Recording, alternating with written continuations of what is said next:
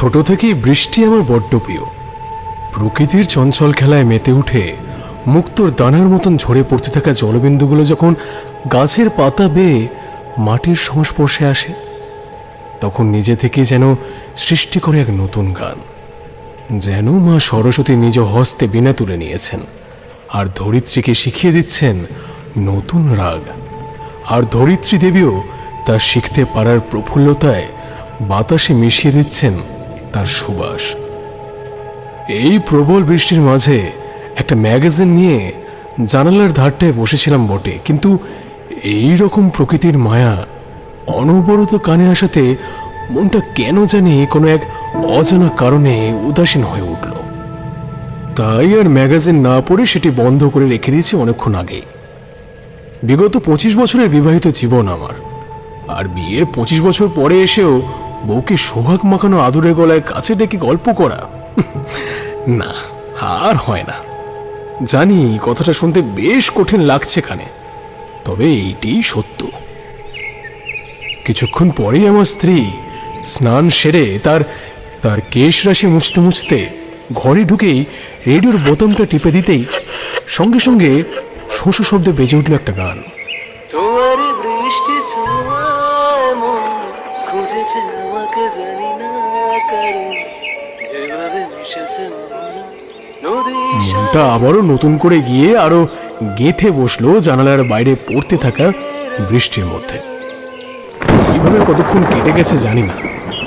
মনটা এতটাই স্থির হয়ে পড়েছিল যে কখন বৃষ্টি থেমে গিয়ে সূর্যের সোনালি কিরণ বাইরের উঠানে অল্প বিস্তর জমে ওঠা জলের পাতলা চাদরটাকেও নিজের সোনালি বর্ণে রাঙিয়ে তুলেছে সেটা বুঝতে পারিনি। চটকাটা ভাঙলো দরজায় পড়তে থাকা জোর কড়াঘাতের শব্দে। সম্বিত ফিরতেই বুঝলাম বৃষ্টি থেমে গেছে। ঘরের এক কোণে টাঙানো দেওয়াল ঘড়িটার দিকে তাকাতে দেখলাম ঘড়ির কাঁটা বিকাল 4টে ছুঁই ছুঁই। বুঝতে আর দেরি হলো না যে দরজার অপর প্রান্তে দাঁড়িয়ে থাকা ব্যক্তিটি কে হতে পারে। আরে ভায়া, এতক্ষণ ছিলে কই হে? সেই কখন থেকে কড়া নেড়ে চলেছি। আমি তো ভাবলাম ঘুমিয়ে কাদা হয়ে গেছো। দরজাটা খুলতেই দরজার বাইরে থেকে প্রায় এক নিঃশ্বাসে সমস্ত কথাগুলো বলে নিয়ে একটা দম ফেললো কিশোরী। আরে ভায়া, করো কি? একটু দম নাও হে, আমি তো পালিয়ে যাচ্ছি না। এসো এসো, ভেতরে এসো। না হে ভায়া, আমি আসছি না ভেতরে, বরং তুমি এসো বাইরে। চলো দুজনে মিলে কোথাও যাওয়া যাক। কোথা থেকে? আরে এই বৃষ্টি মুখর দিনে আমাদের আস্তানা ভুলে গেলে ভায়া? শেষের কতটুকু বলতে বলতে নিজের পাঞ্জাবির পকেটে হাত ভরে একটা পাসিংশোয়ের প্যাকেট বের করে আমার সামনে সেটা উঁচিয়ে ধরে ভ্রু নাচে ইশারা করতে বুঝলাম সে কোন আস্তানার কথা আমাকে বলতে চাইছে। আমি বললাম, আরে দেখেছো, এক্কেবারে ভুলে গেছি। জানতুম। এইবার চট করে পাঞ্জাবিটা গায়ে গলিয়ে বেরিয়ে আসো দেখি। পাঞ্জাবিটা গায়ে দিয়ে গিন্নিকে জানিয়ে একটা ছাতা হাতে বেরিয়ে পড়লাম আমি কিশোরীর সাথে। ট্রামটা যখন মডলেনে এসে থামলো, আমার ঘড়িতে তখন প্রায় 4:45। সূর্য নিজের হলুদ আভাটা সাপের খোলসের ন্যায় ছাড়িয়ে লাল আভার চাদর নিজের গায়ে জড়িয়ে নিয়েছে ততক্ষণে। ট্রাম থেকে নেমে আমরা দুই বন্ধু মিলে গিয়ে দাঁড়ালাম গলির মোড়ের ওই তেলে ভাজার দোকানটার সামনে। কিছুক্ষণ পরে কয়েকটা তেলে ভাজা নিয়ে পয়সা মিটিয়ে এগিয়ে চললাম আমাদের গপ্পপুরো, এই না না না না থরি ঠাকুর মশাইয়ের বাড়ির দিকে। বাড়ির বাইরে টাঙানো সাইনবোর্ডটা দিন দিন মলিন হয়ে পড়লেও তাতে লেখা কথাগুলো একটু কষ্ট করে পড়লে এখনো পড়া যাবে। তারানাথ জ্যোতির্বিনোদ, হাত দেখানো, সঙ্গে সঙ্গে কোষ্ঠী বিচার ও তন্ত্র মতে গ্রহ শাস্তি কবচ করা হয়। বড় বড় রাজা মহারাজাদের প্রশংসাপত্র আছে।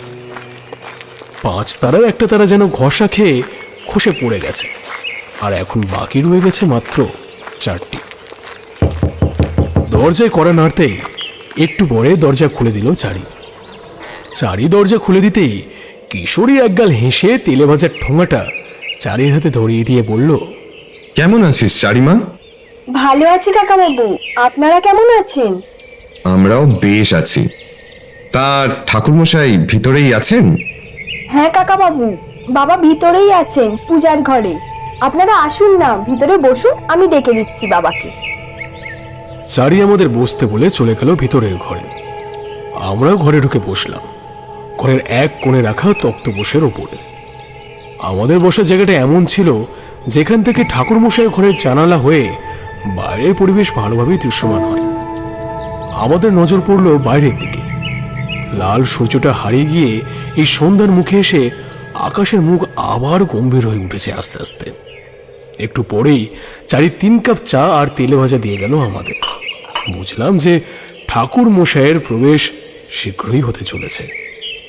আর ঠিক তারপরেই কিছুক্ষণের মধ্যেই গলা খাগড়ি দিতে দিতে প্রবেশ করলেন ঠাকুর মশাই। ঘরে প্রবেশ করে তিনি এসে বসলেন আমাদের সামনের দিকে জানালাটার কাছটায় রাখা চৌকিটার উপরে।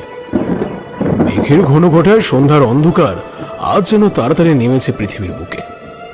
অন্ধকার ঘনিয়ে আসতেই চারিয়ে এসে একটা লণ্ঠন জ্বালিয়ে দিয়ে গেল ঘরের এক কোণে।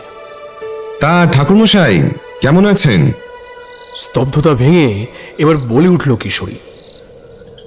সবটাই দেবী মধু সুন্দরীর কৃপা, নয়তো এই মন্দার বাজারে এক প্রকার কাজহীন বেকার মানুষ হয়েও রোজ ঠিক দিন এনে দিনকে সহজেই পার হয়ে যাচ্ছে। তা তোমাদের খবর কি?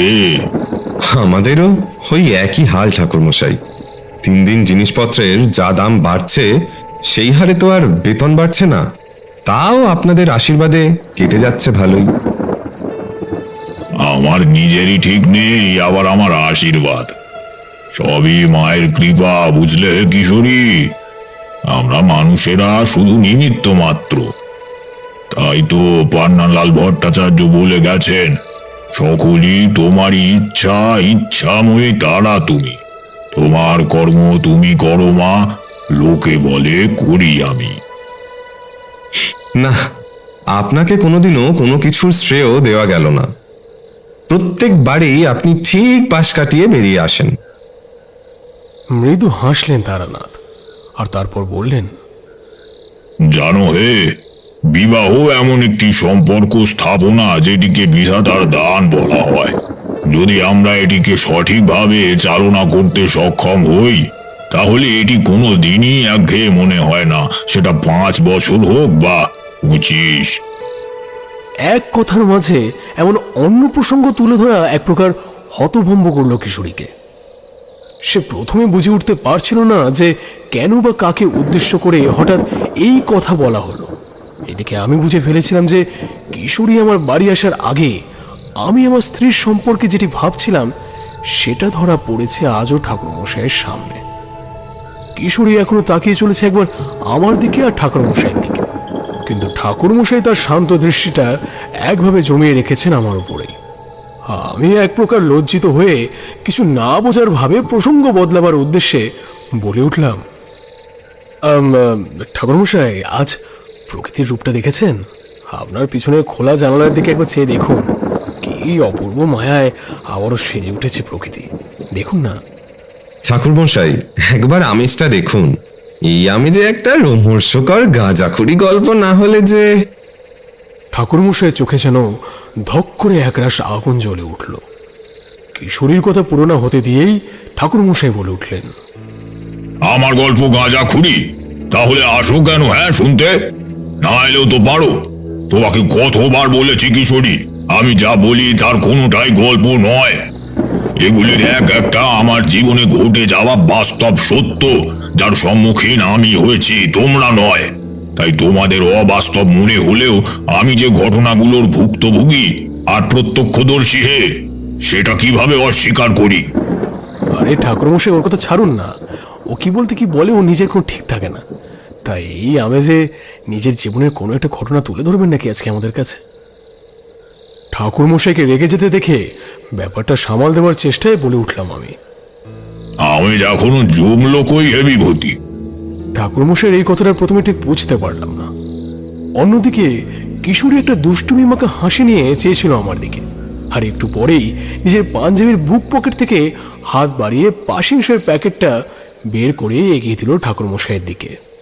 ও, এই যে, এই নিন ঠাকুরমশাই আপনার আমেজ। ঠাকুরমশাই বেশ খোশ মেজাজে হাত বাড়িয়ে সেটি গ্রহণ করে তার থেকে একটা সিগারেট বের করে ঠোঁটের মাঝে রাখলেন আলগাভাবে, আর তারপরে ফস শব্দে একটা দেশলাইয়ের কাঠি জ্বালিয়ে নিয়ে অগ্নিসংযোগ করলেন তাতে। মাথাটা সামনের দিকে হালকা ঝুঁকিয়ে এনে তাতে আগুন স্পর্শের সাথে সাথেই বাইরে গুরুম গুরুম শব্দে বিদ্যুৎ চমকে উঠল, যার প্রখর আলোর ঝেড়ে ঘরের মধ্যে অবস্থিত প্রত্যেকটি জিনিস যেন এক মুহূর্তের জন্য উজ্জ্বলভাবে দৃশ্যমান হয়ে উঠল। তার সাথে দৃশ্যমান হয়ে উঠল ঠাকুর মশাইয়ের ডান দিকে চুন সুরকি খসে পড়া কঙ্কালসার দেওয়ালের সাথে টাঙানো মা কালীর ছবিটি। আর ওই আলোর ছটা ঠাকুর মশাইয়ের পেছন থেকে তার সাদা হয়ে পড়া চুলগুলো রূপালী রঙে রাঙিয়ে দিয়ে তাকে এক দেবের রূপে ঢেলে দিয়ে গেল এক লহমায়। লাল শিখায় রেঙে যাওয়া সিগারেটে একটা তৃপ্তির টান দিয়ে নাক মুখ থেকে এক রাশ ধোঁয়া বের করতে করতে বলতে শুরু করলেন তারানাথ। আমার বারবার বাড়ি ছেড়ে পালিয়ে যাওয়ার ঘটনা আর নতুন রইল না বাড়ি বা গ্রামের কারোর কাছে।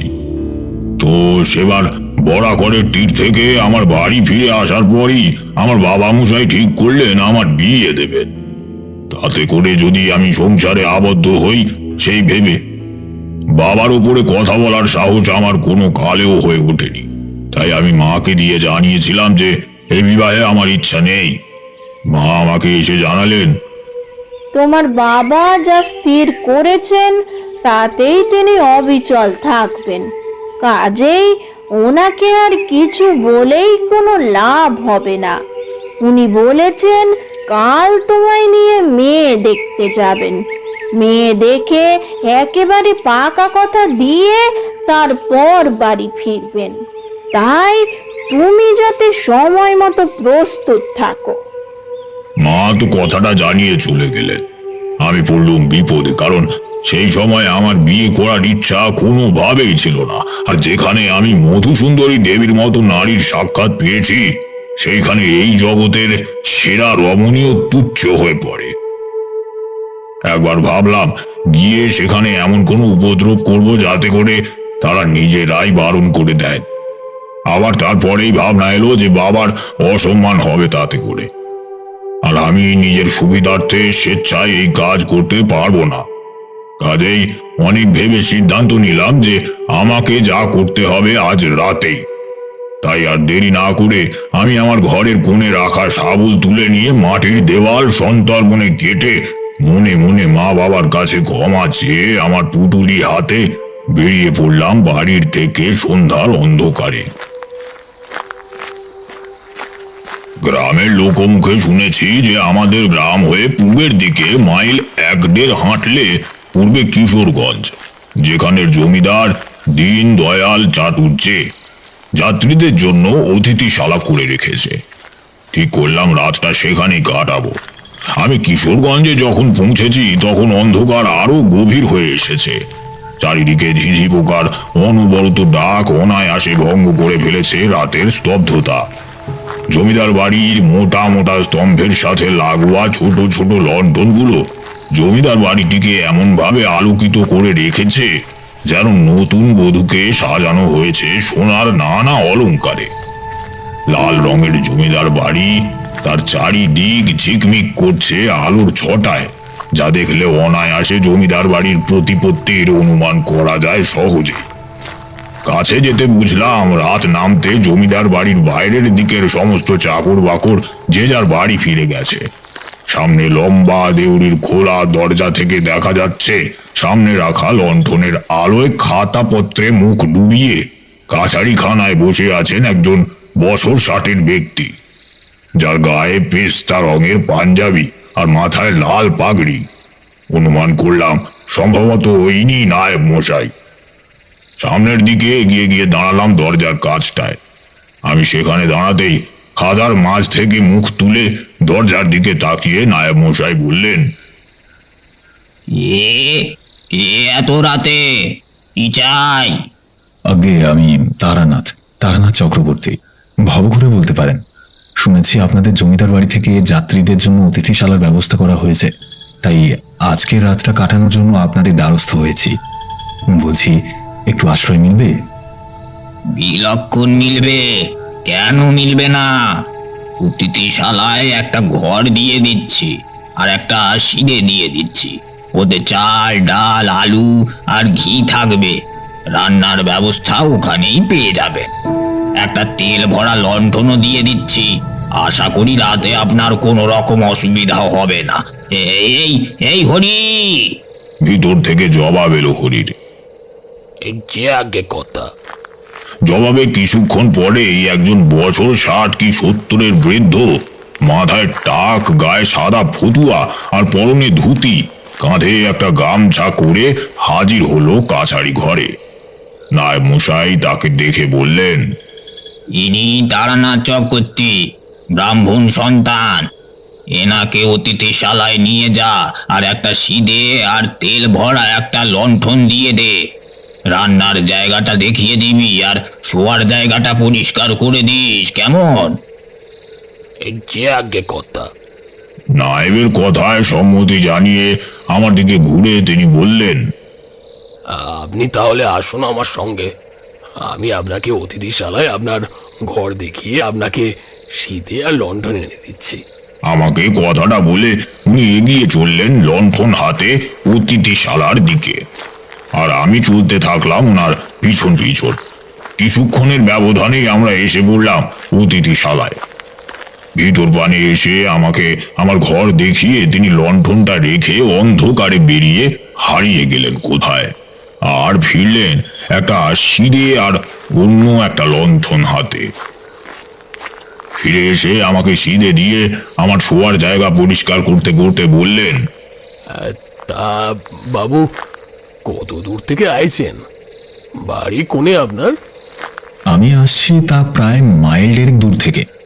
ভবঘুরের স্বভাব, শুনেছিলাম আপনাদের জমিদার বাড়িতে অতিথিশালার ব্যবস্থা আছে, তাই আজ রাতটা কাটানোর জন্য এখানে আসা।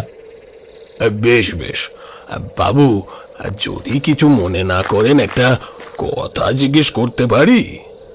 আরে বলো না, কি কথা, নির্দ্বিধায় বলতে পারো। আগে বলছি যে মানে আপনি কি সন্ন্যাসী? কি করে বুঝলে? আমার পরিধান যে রক্তাঙ্গর নয়। আগে বুঝতে পারি, চুলগুলো যে এমনি এমনি হারায়নি। তা বেশ। আমি সম্পূর্ণ সাধু বা সন্ন্যাসী নই। আসলে পথে ঘাটে ঘুরে বেড়াই আর সাধু সন্ন্যাসী পেলে তার সঙ্গ ধরে ফেলি। এই করেই আমার যৎসামান্য তন্ত্র শিক্ষা হয়েছে। আচ্ছা, তা বাবু, এই আপনার বিছানা রইল। বারান্দার ওই কোণে জ্বালানির কাঠ রয়েছে, আপনার যতটা দরকার নিয়ে নেবেন। আমি তাইলে আসি। আমাকে কথাগুলো বলে নিয়ে তিনি বেরিয়ে গেলেন আগের লণ্ঠন হাতে করে। আমি যথাসময়ে নিজের রান্না সেরে খেয়ে সব ধুয়ে রেখে ঘুমিয়ে পড়লাম। ভোরে ঘুম ভাঙল পাখি আর মোরগের আওয়াজে। প্রাতঃকর্ম সেরে স্নান করে ধ্যানে বসেছি। একটু পরেই হরি এসে চিঁড়ে কলা দই দিয়ে গেল আর বলল, বাবু, আপনার আমিষ চলে তো? হ্যাঁ, তা চলে বই কি। আমি তো আর বৈষ্ণবপন্থী নই। হে, তবে কেন? আসলে দুপুরের রান্নার জন্য কর্তামশাই জিজ্ঞেস করতে বলছিলেন। কাল হঠাৎ করে তেমন কোনো আয়োজন করতে পারা যায়নি, তাই আর কি। আরে সেসব কিছু করতে হবে না, আমি এই সকালেই রওনা দেব। কাজেই এত ব্যস্ত হয়ে লাভ নেই। আগে তা বললে কেমনে হয়? কর্তামশাই যে কয়েছেন আপনারে এখন যেতে না দিতি, আর কয়েছেন যে আপনারে সাথে করে জমিদার বাড়ি নিয়ে যেতি। আচ্ছা। এই কথোপকথনের পরে আমি চুপ করে গেলাম। সকালে খাওয়া শেষে ওনার সাথে হাজির হলাম জমিদার বাড়ির ভিতরে। সে কি এলাহি ব্যাপার! জমিদার বাড়ি নয়, যেন কোনো রাজপ্রাসাদ। মেঝেতে মোজাইক করা শ্বেত পাথর বেছানো, যার উপরে করা আছে সুন্দর সুন্দর সব কারুকার্য। সাদা রং করা দেওয়ালের গায়ে ঝুলছে পূর্বপুরুষদের ছবি, যা আঁকানো হয়েছে কোনো অতি উচ্চ মানের চিত্রকারকে দিয়ে। দেওয়ালে ঝুলন্ত সমস্ত আঁকাগুলো দেখলে একটা সহজেই ঠাহর করা সম্ভব যে এনাদের জমিদারি বেশ পুরনো আমলে। সিলিং এর সাথে লাগানো মোটা মোটা শাল কাঠের বাতানগুলো রং করা হয়েছে সবুজ রঙে, যেগুলির খোপে খোপে বাসা বেঁধেছে পায়রারা, যাদের অনর্গল ঘর ঘর শব্দে ভরে আছে সমস্ত জমিদার বাড়ি। জমিদার বাড়ির গিন্নি ঝিয়েরা মিলে একে একে লেগে আছে নিজেদের কাজে। আমি এই সমস্ত দেখছি এক মনে। এমন সময় ঘন্টা আর একটা ভারী গলার মিশ্রিত শব্দে মন্ত্রোচ্চারণ আমার ধ্যান আকর্ষণ করলো নিজের প্রতি। ओम कृष्णोदरी महाचंडी मुक्त के सिंह बल प्रिय कुलाचार प्रसन्नाश्चे नमस्ते संकट प्रिय गौरदंस्ते कोटरक्षी कीटी शब्द प्रसादिनी गौर घोर स्पास्परेस्ते नमस्ते चित्तवासिनी बंधक पुष्प संकाशे त्रिपुरे भयनाशिनी भग्गदय समतपन्ने नमस्ते बरबंदिनी जयो देवी जगद्धात्री त्रिपुराद्रे त्रिदेवते। ব্যক্তিটির আওয়াজ ভারী হওয়া সত্ত্বেও তার মন্ত্রোচ্চারণ এতটাই মধুর ছিল যে তার কণ্ঠ থেকে বেরিয়ে আসা এক একটি কম্পমান শব্দ আমার হৃদয়ের এক অজানা খুশির ঢেউ খেলিয়ে গেল। আমার সমস্ত শরীরে রোম রোম শিহরিত হয়ে উঠল। এক মহা উল্লাসে চোখে জল এসে আনন্দের তুঙ্গে উঠে আমার চোখ বুজে গেল অনায়াসে। সেই মুহূর্তে তার মন্ত্রোচ্চারণ শুনে জমিদার বাড়ির সকলে স্থির হয়ে পড়েছিল।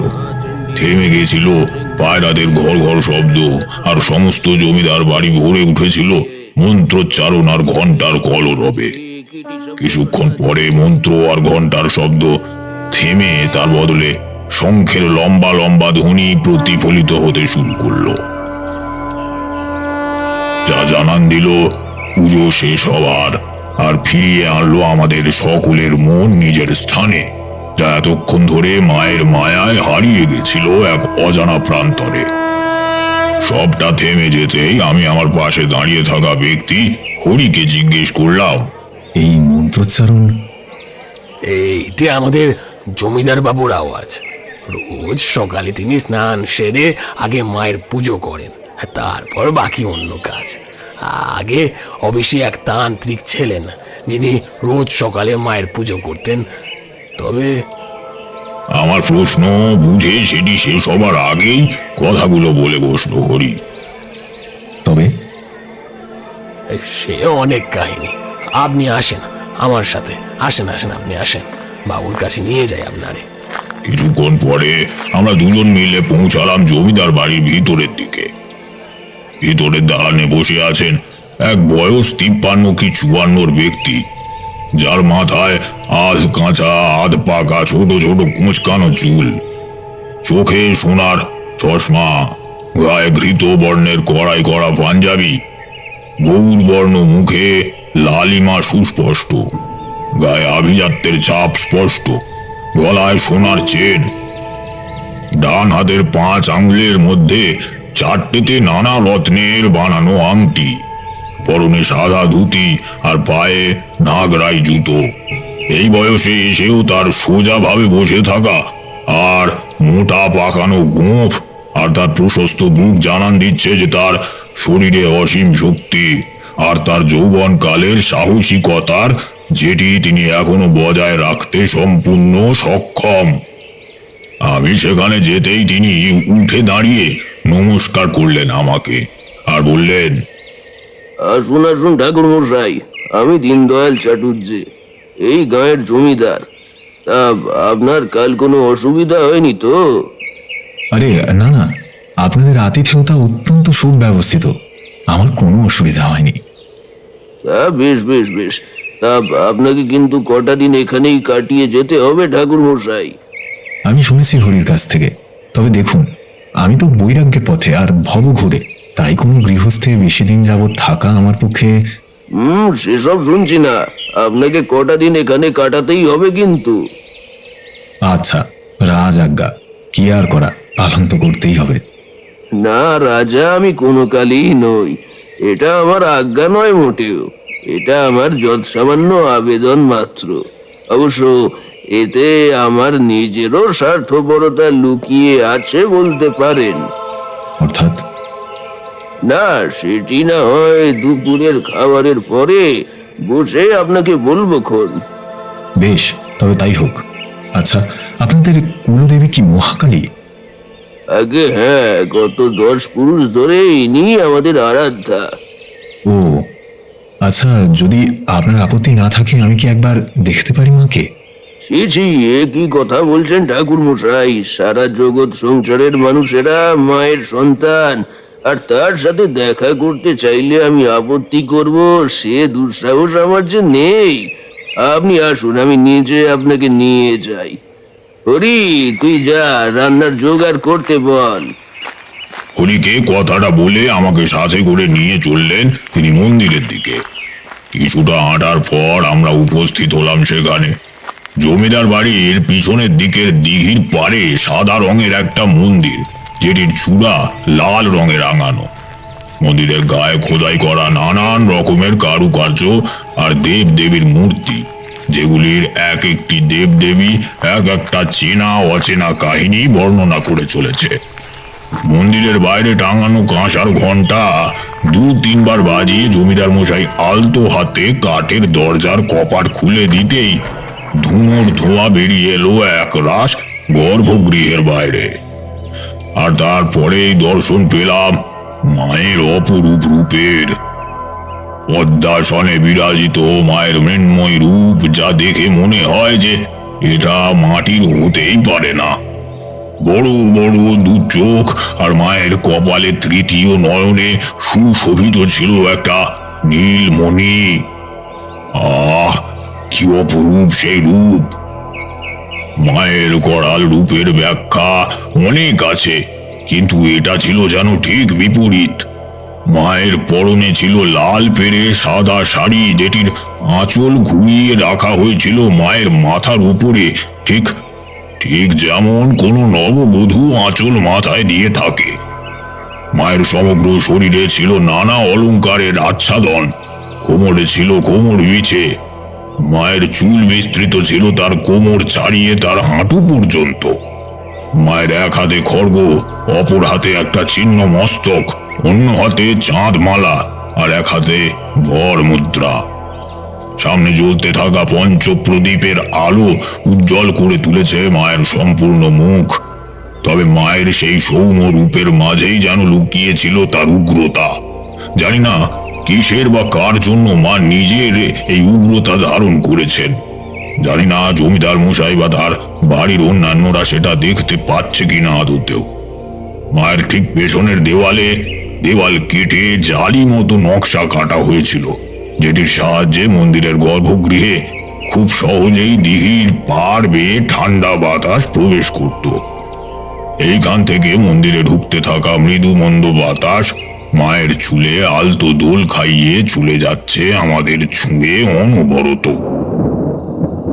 আচ্ছা, এইভাবে যে কোনো অজানা অচেনা একজনকে বাড়িতে কয়েকদিনের জন্য রেখে নেওয়া, মানে না, আমরা জানি আপনি মানুষটা কারো ক্ষতি করেন না কখনো, কিন্তু ওনাদের কাছে তো আপনি নতুন ছিলেন, কাজেই এক রাতের সামান্য পরিচয়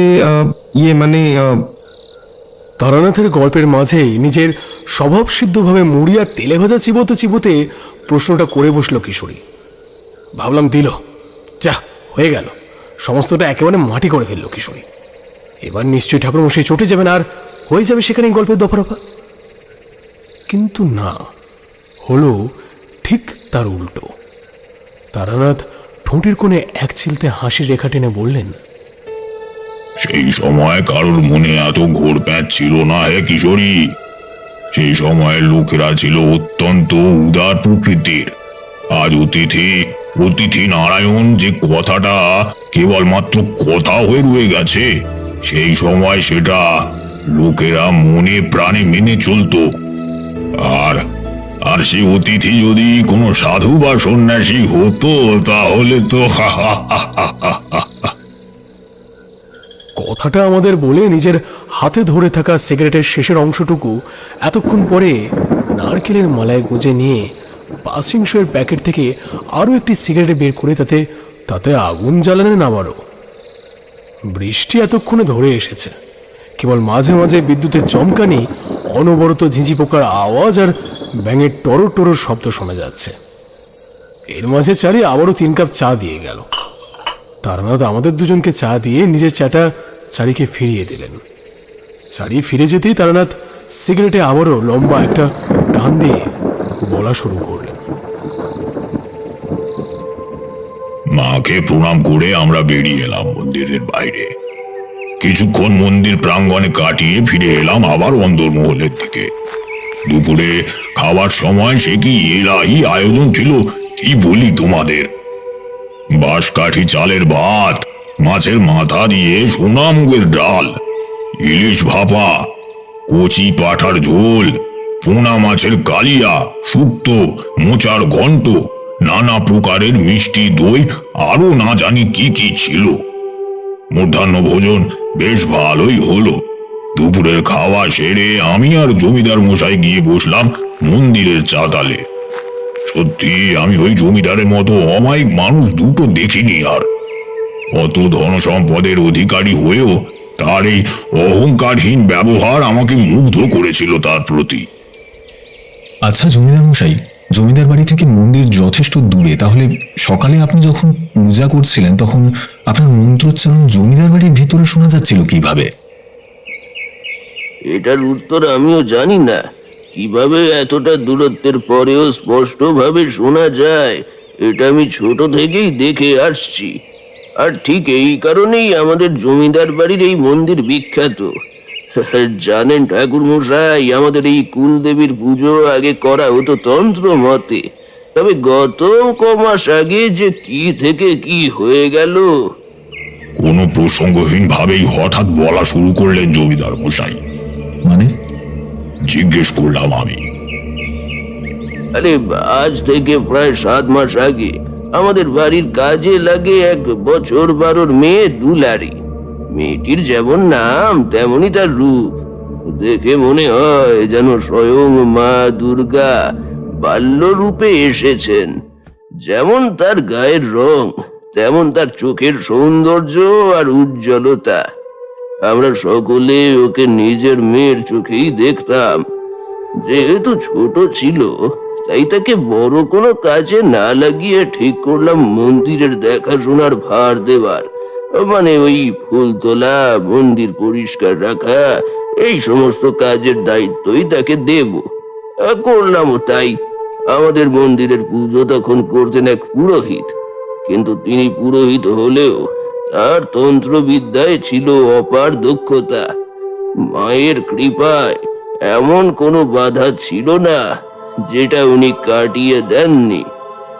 কিন্তু দুলারি আসার মাস 4 পরেই এমন এক ঘটনা ঘটে, যেটার আশা বা কল্পনা কোনোদিন আমরা কেউ করিনি। হঠাৎ একদিন খবর পাই যে মন্দিরে মায়ের বরাভয় মুদ্রার হাত ভেঙে পড়ে গেছে কোনো অজানা কারণ বশত। পুরোহিতের কথায় ভাঙা প্রতিমা বিসর্জন দিয়ে নতুন করে প্রতিমা স্থাপিত করা হয়। আর আর তার কিছুদিন পর থেকেই হঠাৎ করে কেন জানি একটা বদল দুলারির মধ্যে দেখা যেতে লাগলো। প্রাণবন্ত মেয়েটি, যার মুখে সর্বদা হাসি লেগে থাকতো, সে কেন জানি চুপচাপ হতে থাকলো। আর তারপরেই আস্তে আস্তে দুলারির শরীরের অবনতি দেখা দিল। মেয়েটা শয্যাশায়ী হয়ে পড়ে। ওকে সুস্থ করার জন্য আমি কতই না ডাক্তার বুদ্ধি আনালাম সারা গ্রাম থেকে। তবে কিছুতেই কিছু লাভ দিল না। আমাদের শেষ ভরসা হয়ে পড়লেন আমাদের মন্দিরের পুরোহিত মশাই।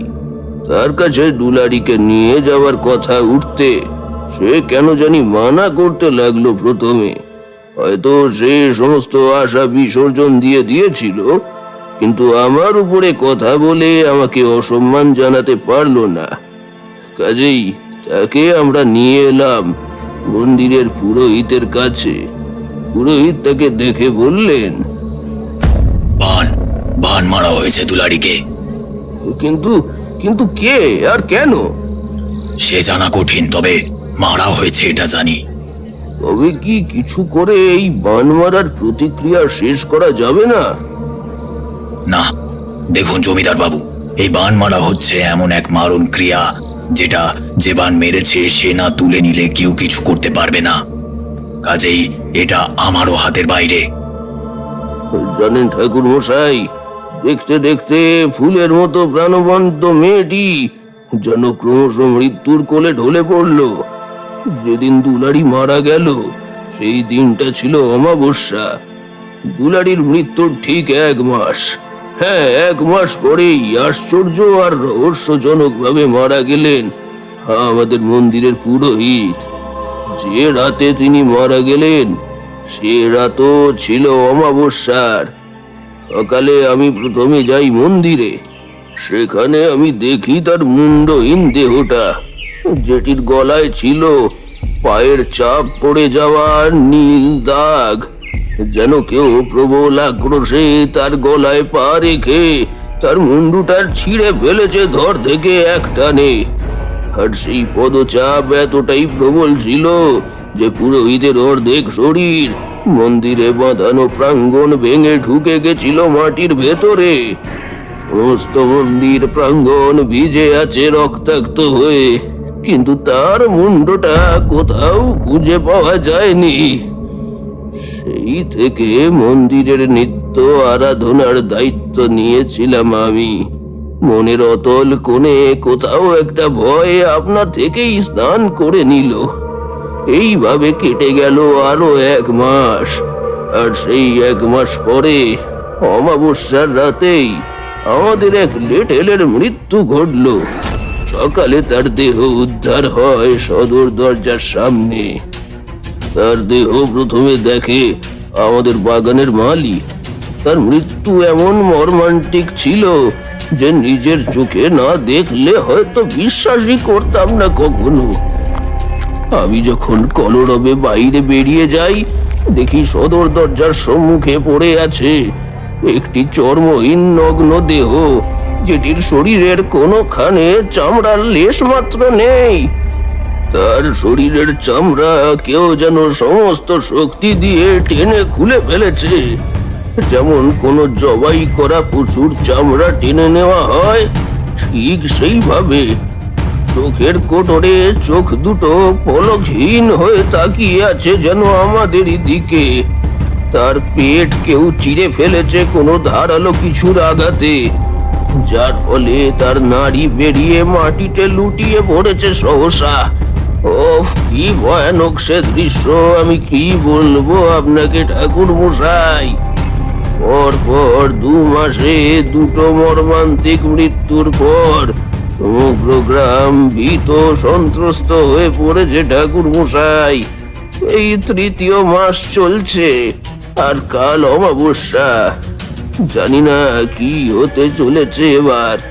সবাই ভাবছে অমাবস্যাতে দুলারির মৃত্যু হওয়ার কারণে সে প্রেত রূপে উপদ্রব করছে, কিন্তু কিন্তু ঠাকুরমশাই, আপনি যে মধুসুন্দরী দেবীর থেকে বর পেয়েছিলেন যে কোথাও কোনো খারাপ অশুভ শক্তি থাকলে আপনি আগেই তার আভাস পাবেন, তবে কি আপনি এখানে সেটা বুঝতে পারেননি?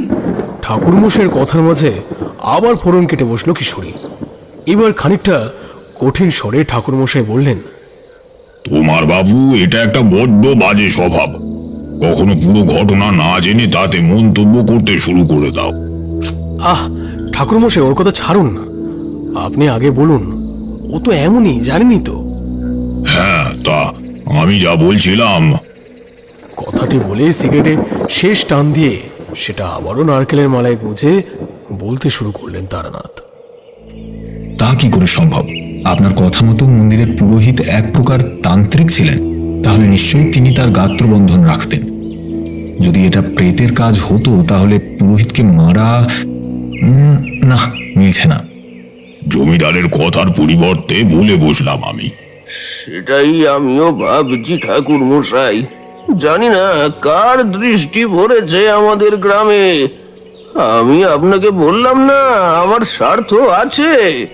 আমার এই একটাই স্বার্থ ঠাকুর মশাই, আপনি পারলে আমাদের গ্রামকে বাঁচান।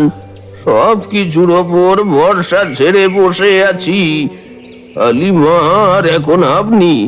কাল রাতে হরির মুখে শুনলাম আপনি তন্ত্রবিদ্যা চর্চা করেন, তাই মন বলল একবার শেষ চেষ্টা করে আপনাকে দিয়ে দেখি কোনো লাভ হয় কিনা। জানি না আগামী কাল রাতে কার জন্য শেষ রাত হতে চলেছে। দয়া করে আপনি কিছু করুন ঠাকুর মশাই, আমি আপনার উপকার সারা জীবন মনে রাখবো। আমি কথা কি করে দিই বলুন জমিদার মশাই, তবে আমি আশ্বাস দিচ্ছি আমি চেষ্টা করব।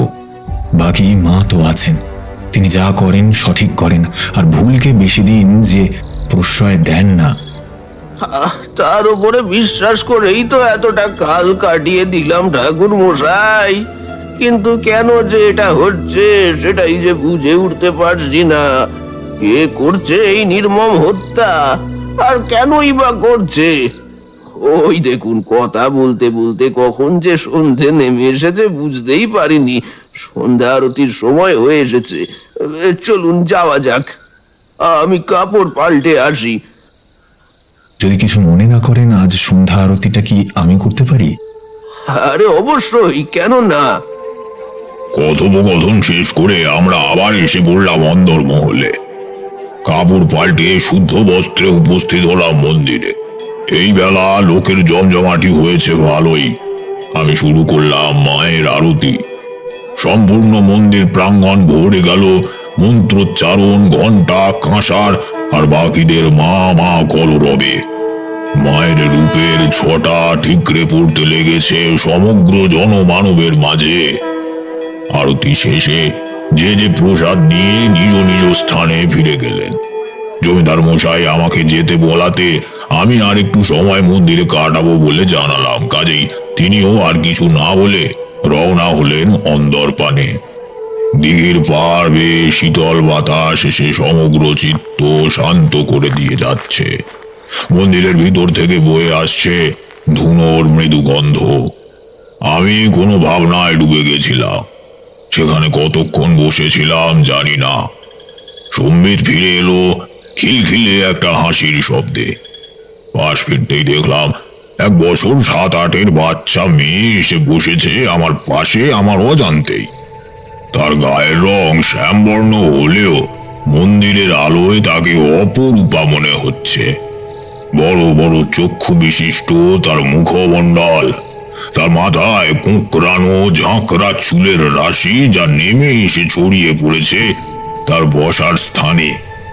কপালে লাল সিঁদুরের টিপ আর পরনে লাল পেরে সাদা শাড়ি, আর হাতে সদ্য তুলে আনা একটা রক্ত জবা। তার দিকে একগাল হাসি নিয়ে আমি তাকে জিজ্ঞেস করলাম, কে তুমি মা? কোথায় থাকো, আর এই সময় এখানেই বা কি করছো? আমার নাম তো কৌমারী গো। আমি এখানেই থাকি যে। তুমি এখানে বসে কি ভাবছিলে গো? আমি যে কিছু ভাবছিলাম তা তুমি জানলে কিভাবে? আমি যে সব জানি গো, ও তুমি বুঝবে না। আচ্ছা, তা তুমি যে এই সময় বাইরে আছো, তোমার মা বাবা খুঁজবে না? না তো। তবে জানো, তুমি যেটা ভাবছো সেটা করতে পারবে না গো। তাই পেছনে সরে এসো। চেষ্টা করার কথা দিয়েছো ঠিক, কিন্তু লাভ পাবে না। মানে? ও সময় তোমাকে ঠিক বুঝিয়ে দেবে। কথাটা বলেই বাচ্চা মেয়েটি নেমে অন্ধকারে কোথায় যেন পালিয়ে গেল, খিলখিলিয়ে হাসতে হাসতে। পড়ে রইল শুধু তার হাতের জবা ফুলটি। আমি ঘটনার আকস্মিকতায় সবটা ঠিক বুঝতে পারলাম না। কাজেই ফুলটি তুলে মায়ের পায়ে রেখে রওনা হলাম জমিদার বাড়ির দিকে। রাতে ঠিক করলাম মধুসুন্দরী দেবীর ধ্যানে বসবো। তাই রাতের খাবারে ঠিক করলাম আমিষ খাবো না। হরিকে আমার জন্য দুধ খই দিতে বলে এসে পড়লাম অতিথিশালায়। যথার সময়ে সে এসে আমার খাবার দিয়ে গেল। আমি খাওয়া শেষ করে কিছুক্ষণ পায়চারি করে আমার ঘরে এসে বসলাম পদ্মাসনে, আর এক এক করে শুরু করলাম মন্ত্রোচ্চারণ। আমার ঘর ভরে উঠল কস্তুরীর গন্ধে। কানে বাজতে শুরু করলো পায়েলের মৃদু শব্দ, আর তারপরেই আমার কানে ভেসে এলো মায়াবিনী সেই কণ্ঠস্বর। তারানাথ, তোমার মতো স্থির বুদ্ধির সাধকের পক্ষে এইরূপ অবিচলতা যে মানায় না। আমি জানি তুমি আমাকে কেন ডেকেছ। আমি এও জানি তুমি তোমার প্রাণপণে চাও এই হত্যালীলা থামাতে। তবে এতে তুমি সফল হতে পারবে না তারানাথ। সে যে জেগেছে আর সে উদ্যত হয়েছে পাপীদের বিনাশের জন্য। কে কে সেই দেবী, আর সে এমন কেনই বা করছে? তারানাথ, সে যে স্বয়ং মহামায়া। তুমি সাহায্য করতে চাইছো কারণ তুমি সম্পূর্ণটা জানো না। তুমি যদি জানতে তবে তুমি নিজ হতেই পিছিয়ে আসতে। তবে আমি তোমার হিতের জন্য উপদেশ দিচ্ছি, পিছিয়ে এসো তারানাথ, আর মায়ের শরণাপন্ন হও। তারপরে আমি আর মধুসুন্দরী দেবীর আওয়াজ সেই রাতে শুনিনি। মনটা আরো ব্যাকুল হয়ে পড়ল আমার। প্রথমে ওই বাচ্চাটি, তারপরে মধুসুন্দরী দেবী, দুজনেই আমাকে একভাবে সাবধান করে গেল। বুঝতে পারছিলাম কিছু। এমন সময় হঠাৎ মনে পড়ল মধুসুন্দরী দেবীর কথাটা, মায়ের শরণাপন্ন হও। ঠিক করলাম মায়ের ধ্যান করব, যদি কোনো সুরাহা পাই। আবার পদ্মাসনে বসে মায়ের ধ্যান শুরু করলাম। ওম করাল বদনং ঘোরং মুক্তকেশিং চতুর্ভুজম কালিকাং দক্ষিণং দিব্যং মুন্ডমালা বিভূষিতম। জানি না কতক্ষণ ধ্যানে ছিলাম আর কখন আমার চোখ লেগেছিল। সকালে ঘুম ভাঙলো মোরগের শব্দে। ঘুম থেকে জেগে যখন উঠি তখন আমার জানা হয়ে গেছিল যে আমি কোনোভাবেই এদের সাহায্য করতে আর সক্ষম নই। আজ রাতে একজনের মৃত্যু, আর এটাই শেষ মৃত্যু যেটা অবধারিত। কাজেই আমি ঠিক করলাম সরাসরি পিছিয়ে না এসে আমি এটা দেখাবো যে আমি আমার সাধ্য মতো চেষ্টা করেছি। সারাদিন কাটলো কোনো মতে। সন্ধ্যা আরতির পরে সবাই যে যার ঘরে চলে গেল। আমি রইলাম মন্দিরে। জমিদার মশাই ভাবলেন হয়তো আমি কিছু ভেবেছি, তাই আজ রাতটা আমি মন্দিরে মায়ের আরাধনায় কাটাতে চাইছি। কাজেই তিনি কিছু না বলে চলে গেলেন অন্দরের দিকে। আজ অমাবস্যা, আর তার সাথেই সম্পূর্ণ আকাশ ছেয়ে গেছে মেঘে, যেটির কারণে হঠাৎ ব্যবসা একটা গরম ছেয়ে গেছে চারিদিকে। চারিদিকে কেবল অন্ধকার। রাত যত গভীর হয়ে চলেছে নিস্তব্ধতা আরো বেড়ে চলেছে। হঠাৎ নিস্তব্ধতা ভঙ্গ করে দূরে একটা শিয়াল কেঁদে উঠল করুণ শব্দে, যেন আমার মতো সেও জানতো কি হতে চলেছে একটু পরেই। হঠাৎ মেঘের গর্জন কান বিদীর্ণ করে তোলার উপক্রম করলো। আমি বসে আছি মন্দিরের চাতালে। এক সময় বিদ্যুৎ চমকে উঠে আলোকিত করে তুলল সমগ্র মন্দির প্রাঙ্গণ, আর তাতে আমি যা দেখলাম তাতে আমার সমগ্র শরীর হিম শীতল হয়ে উঠল। মন্দিরের চাতাল থেকে একটু দূরে অবস্থিত বট গাছের তলায় দাঁড়িয়ে আছে এক দিগম্বরী কৃষ্ণবর্ণা নারী মূর্তি। একটা সাপ যার পা জড়িয়ে আছে আষ্টে পিষ্টে। তার বিন্যস্ত চুল ছড়িয়ে আছে তার কোমরের নিচে অবধি।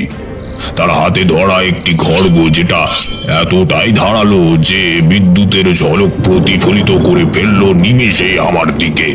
আর তার অপর হাতে ধরা এক ব্যক্তির চুলের মুঠি, যে কুঁকিয়ে কেঁদে চলেছে অনবরত।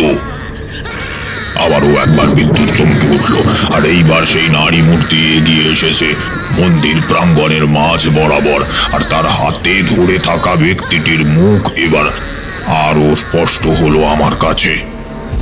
নায়েব মশাই, অস্ফুটে বেরিয়ে এলো আমার মুখ থেকে। সহসা সেই নারী মূর্তি নিজের হাতে ধরা খড়গ তুলে এক আঘাতে নায়েব মশাইয়ের হাত তার শরীর থেকে আলাদা করে দিল। আর নায়েব মশাই ফেটে পড়লেন আর্তনাদে। সাথে সাথেই আর একটা কোপ গিয়ে বসলো তার পা লক্ষ্য করে, যা তার পা আলাদা করে দিল তার শরীর থেকে। আর তার ঠিক পরেই সেই নারী মূর্তি তার চুল টেনে ধরে তার মাথা তার ধর থেকে আলাদা করে ফেললো এক কোপেই। ঘন ঘন বিদ্যুৎ গর্জনের মাঝে সম্পূর্ণ ঘটনাটা প্রত্যক্ষ দেখলাম আমি। আমার মুখ থেকে এতক্ষণে সহসা অনবরত খালি বেরিয়ে চলেছে মায়ের বন্দনা। হাতের খড়গ নামিয়ে মাটিতে ঠেকালো সে, আর সাথে সাথেই একটা রক্তের ধারা খড়গ বেয়ে নেমে ছড়িয়ে গেল মাটিতে। আর তারপরে আমার সম্মুখে এগিয়ে এসে সেই নারী মূর্তি হারিয়ে গেল মায়ের মৃন্ময় মূর্তির মাঝে। সেই রাতে আমি মায়ের চরণেই কাটিয়েছিলাম। আর সকালে উঠে সমস্ত কিছু, সব প্রকারের ঘটনা জমিদার মশাইকে জানিয়ে আমি রওনা হই আমার অন্য গন্তব্যের উদ্দেশ্যে। সব তো বুঝলাম ঠাকুর মশাই, কিন্তু আপনি সেই রাতে মা কালীর ধ্যান করতে করতে ঘুমিয়ে পড়লেন, আর তারপরে সকালে আপনার মত হঠাৎ পরিবর্তন। কারণটা বললেন না যে? আর ওই বাচ্চা মেয়েটিই বা কে ছিল? পরে আপনি জমিদার মশাইকে বলে খোঁজ নেননি? ঠাকুরমশাইয়ের গল্পের একেবারে শেষ পর্যায়ে এসে চায়ের কাপে শেষ চুমুকটা দিয়ে প্রশ্ন করল কিশোরী। তারানাথ মৃদু হেসে জবাব দিলেন, সর্ষের মধ্যেই ভূত, কথাটা শুনেছ নিশ্চয়। সেই রাতে মায়ের ধ্যান করতে করতে আমি ঘুমিয়ে পড়ি, আর তারপরেই মায়ের দর্শন পাই আমি আমার স্বপ্নে, আর জানতে পারি সমস্ত ঘটনাটা। কি ঘটনা ঠাকুরমশাই? আমরা দুজনেই সমস্বরে বলে উঠলাম। ছোট্ট মেয়ে দুলারির জমিদার বাড়িতে প্রবেশের পর থেকে সবার তার প্রতি স্নেহের নজর থাকলেও তিনজনের খারাপ নজরের শিকার হয়ে পড়েছিল সে। একদিন সন্ধ্যা আরতির পরে যখন সবাই চলে গেছিল যে যার ঘরে, থেকে গেছিল সেখানে পুরোহিত লেটেল নায়েব আর ওই ছোট্ট মেয়ে দুলারিও। হাতে হাতে কাজ করে সে তাড়াতাড়ি অন্দরমহলে ফেরার উপক্রম করে। এমন সময় পুরোহিত তার খারাপ কামনা জাহির করে দুলারির সামনে, আর তার সাথে সাথে করে নায়েব আর লেঠেলও। লেঠেল চেপে ধরে দুলারিকে মন্দিরের মধ্যেই, আর সাথে সাথে নায়েব বলে উঠে, হ্যাঁ, এই ছেড়ে দে ওকে, ওকে আমি আগে খাবো। লেঠেল আর পুরোহিত সমস্বরে বলে ওঠে, আপনি আমাদের থেকে সম্মানীয় পদে বড়, আর কাজই আপনি শুরু করুন, আমরা আপনার প্রসাদেই তৃপ্ত। এমন সময় দুলারি লেঠেলের হাতে সজোরে কামড় বসিয়ে পালানোর চেষ্টা করে সেখান থেকে, কিন্তু সফল হয়ে ওঠে না। আর সাথে সাথে তাকে নায়েব তার চুলের মুঠি ধরে টেনে নেয় নিজের কাছে, আর আছড়ে ফেলে মন্দিরের মেঝেতে, যার পরে দেবী মূর্তির সাথে ধাক্কা লেগে তার বরাভয় হস্ত খণ্ডিত হয়ে পড়ে। আর তারপরেই সমগ্র রাত্রি ধরে শুরু হয় ওই ছোট্ট মেয়েটির উপর যৌন নির্যাতন। এক পর্যায়ে এসে দুলারি অজ্ঞান হয়ে পড়ে। নিজেদের কামনা পূর্তির পরে তারা দুলারিকে জ্ঞান ফিরিয়ে এনে ধমক দেয় যে সে যদি কাউকে কিছু জানিয়েছে তবে তাকে তারা মেরে ফেলবে। ভয়ে আরো সেধিয়ে যায় দুলারি। ধমক দেওয়ার পরেও তাদের মনের কোণে কোথাও যেন নিজেদের অপকর্মের ভয় চেপে ধরেছিল তাদের, তাই তারা পরামর্শ করে বান মারল দুলারির ওপরে। আর তারপরের সমস্ত ঘটনা তোমাদের অবগত। আর সেই বাচ্চা মেয়েটি কে ছিল? মায়ের অপর নাম জানো কি কিশোরী? তার অপর নাম হলো কৌমারী। সেই ঘটনায় আমি 3 বার মায়ের দর্শন লাভ করি। একবার তার বাল্য রূপে, একবার মাতৃস্নেহের রূপে স্বপ্নে, আর একবার তার উগ্র রূপে প্রত্যক্ষভাবে সামনে থেকে। লক্ষ্য করলাম কথাটির শেষে চোখের কোণে জল জমে উঠেছে তারানাথের। বৃষ্টি থেমে গেছে পুরোপুরি। জানালার ফাঁক দিয়ে বাইরের আকাশের এক ফালি চাঁদ দৃশ্যমান হয়ে উঠেছে স্পষ্টভাবে। ঘড়ির দিকে তাকিয়ে সময় অবগত করে উঠে পড়লাম জায়গা ছেড়ে। ঠাকুরমশাইকে প্রণাম করে তার বাড়ি থেকে বেরিয়ে পড়লাম। আচ্ছা, তোমার কি সত্যি বিশ্বাস হয় ঠাকুরমশাইয়ের গল্পে? সে বিশ্বাস হোক বা না হোক, ছুটির দিনগুলো যে আমাদের ভালোভাবে কাটে সেটা তো আমি জানি। এবার চলো দেখি, আমার সাথে একবার চলো তো। একটা শাড়ি কিনতে যাবো গিন্নির জন্য। অনেকদিন তো কিছু দিই না তাকে, আজ না হয় একটা ছোট্ট উপহার দিই। চলো চলো হে ভাইয়া। আমরা পা চালিয়ে চলতে শুরু করলাম।